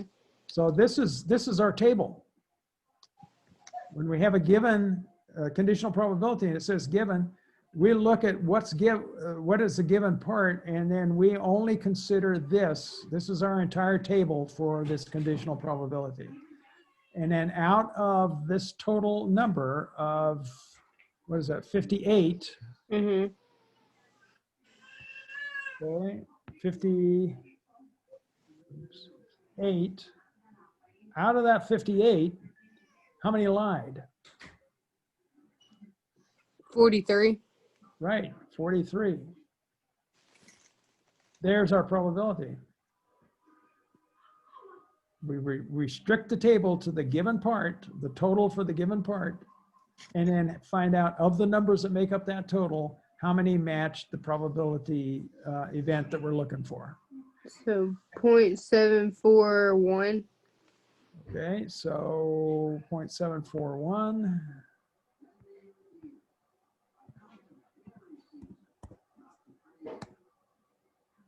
All right. Now, before we go further, well, let me see. Is it going to ask us another question? No, I want to go back to that problem. I'm going to ask you a quick question. What's the probability that the subject had a positive result given that they lied?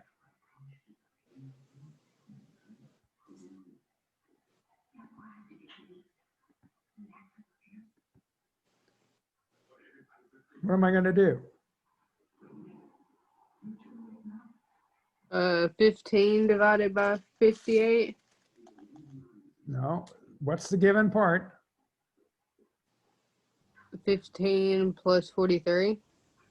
No. That's what it was before. I want the probability that there's a positive result. The person had a positive result, given that they lied. The given part is what? 30 and 12? The lie, yeah. I'm sorry, no. Given that they lied. Where 43 is and lied 12. in this table? 43 and 12. 43 and 12. Yeah, this is the given part now. And now of the numbers that are in here, which one, which number, it tells us how many had a positive result. 43. So it's going to be 43 over 55. 43 over 55. That's Yeah. 0.782. So yeah, 0.782 would be that probability. You got to remember that where it says given, look at what it says after the word given, and look at that part of the table that represents. Okay, and total that for the denominator, and then of those numbers that make up that total, which one consists of the event in the probability, the first event, the first half of the probability. Okay. All right, so now I think we only have one more problem left. So let me clear this out. And get back out of here and go next to, that was 45.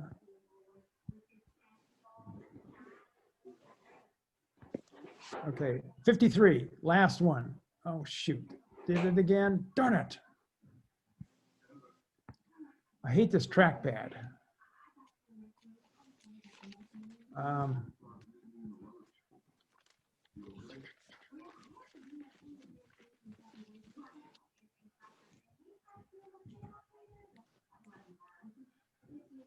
Three, back here.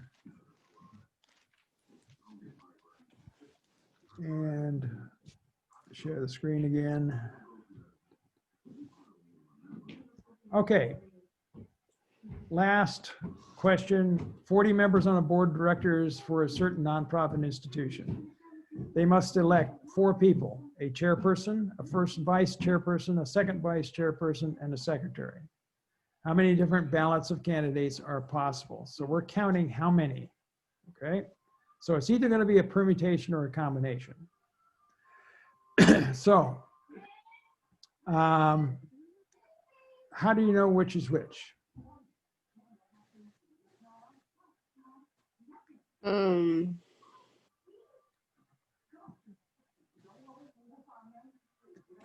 Well, you have to determine if order is important. Yes. Okay. Is order important in this situation? Yes. No. And what makes it important here?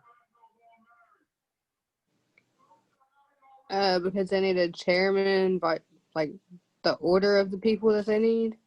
Well, it's order is going to be important if you see a keyword like arrange, rearrange, order, reorder, but that isn't here. Okay. But the other thing that you have to consider if order is important is, are the selected things or items or people going into uniquely identified positions? Yes. And they are, because chairperson, first vice chairperson, etc. Those are uniquely identified. that means order is important, which means that permutation is the process you're going to use. So how many are you choosing from here? 40. Okay, so you're going to type 40 into your calculator. Then you got to go find the permutation function on the calculator, and where is that going to be? Under, PRB. So you click on math Yeah. and scroll Math. to the right, PRB, and then Math over to PRB, and then it's going to be number 2, right? right. Okay, so math over to PRB, hit 2, and you got NPR in there. So you got 40 NPR showing. And then the last thing you need to know is how many things you're actually choosing. And there's 4 positions to be filled, so you're choosing 4. So how many is that? so how do we? I got this one wrong. So how do we do it after the 40 NP, or do we just Type in the number that you're choosing. so 40 NPR and then 4? Yeah, hang on a second. Let me share my calculator. Let me clear this out. So I'm going to type in the 40. Then I'm going to go to math, over to PRB, number 2, and then I'm going to type in 4. Okay. I have to have all three of those things there. Okay. And I get 2193360. Let me put that in there. And do both of you see exactly this on your calculator? Yes. Yes. Okay, good. All right, so 2193360. Oops, let me stop sharing. 2193360. What?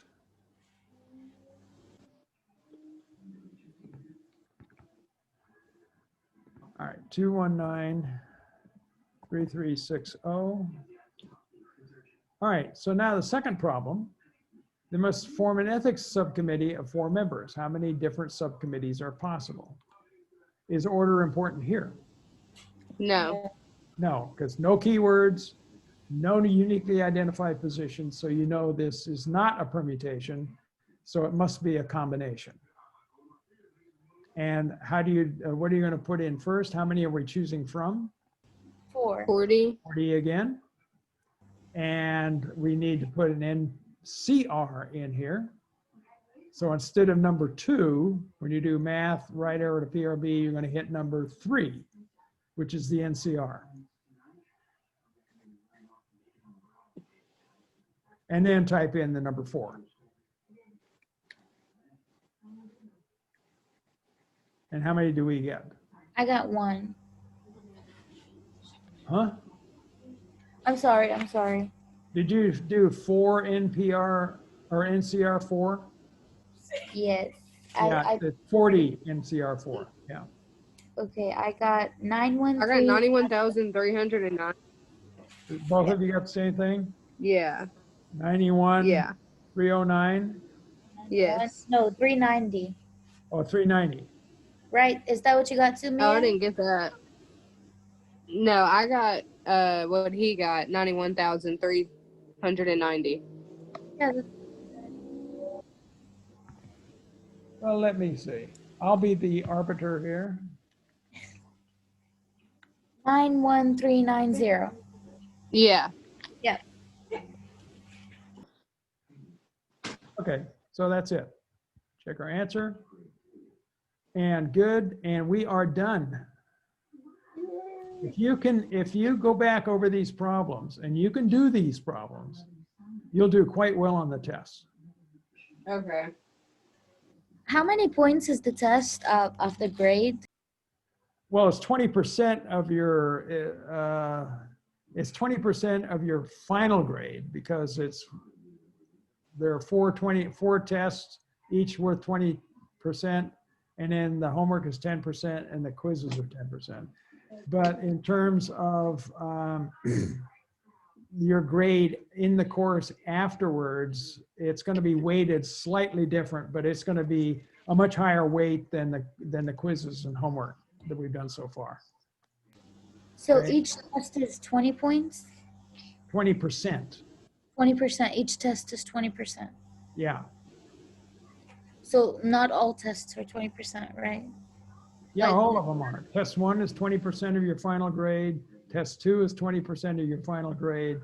Test 3 is 20% of your final grade. And the final is 20% of your final grade. So they're all 80% of the final grade, right? The total of the test is 80% of your final grade, yes. Okay, gotcha. So you want to do well on the tests because those are the main contributors to your grade.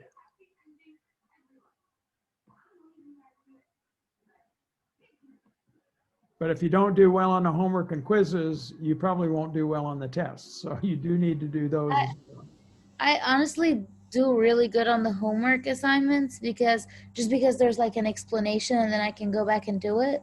Yeah. And just not so great on the quizzes. So I don't know how I'm gonna do on the test. Well, the quizzes, if you do the quizzes,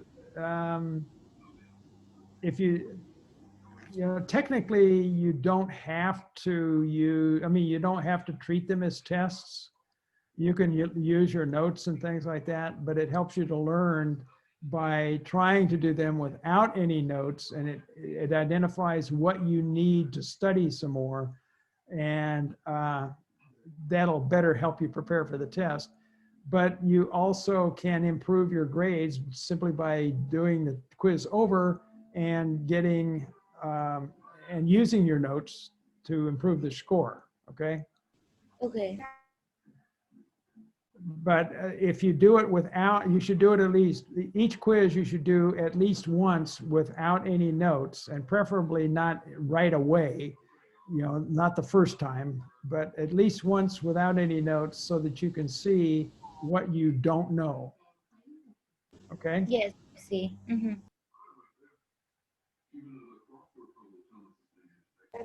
Thank you, sir, for your time and for the review. I hope it helps. I hope so. Okay, well, good luck on the test. Thank you. Yes, Have a sir. good one.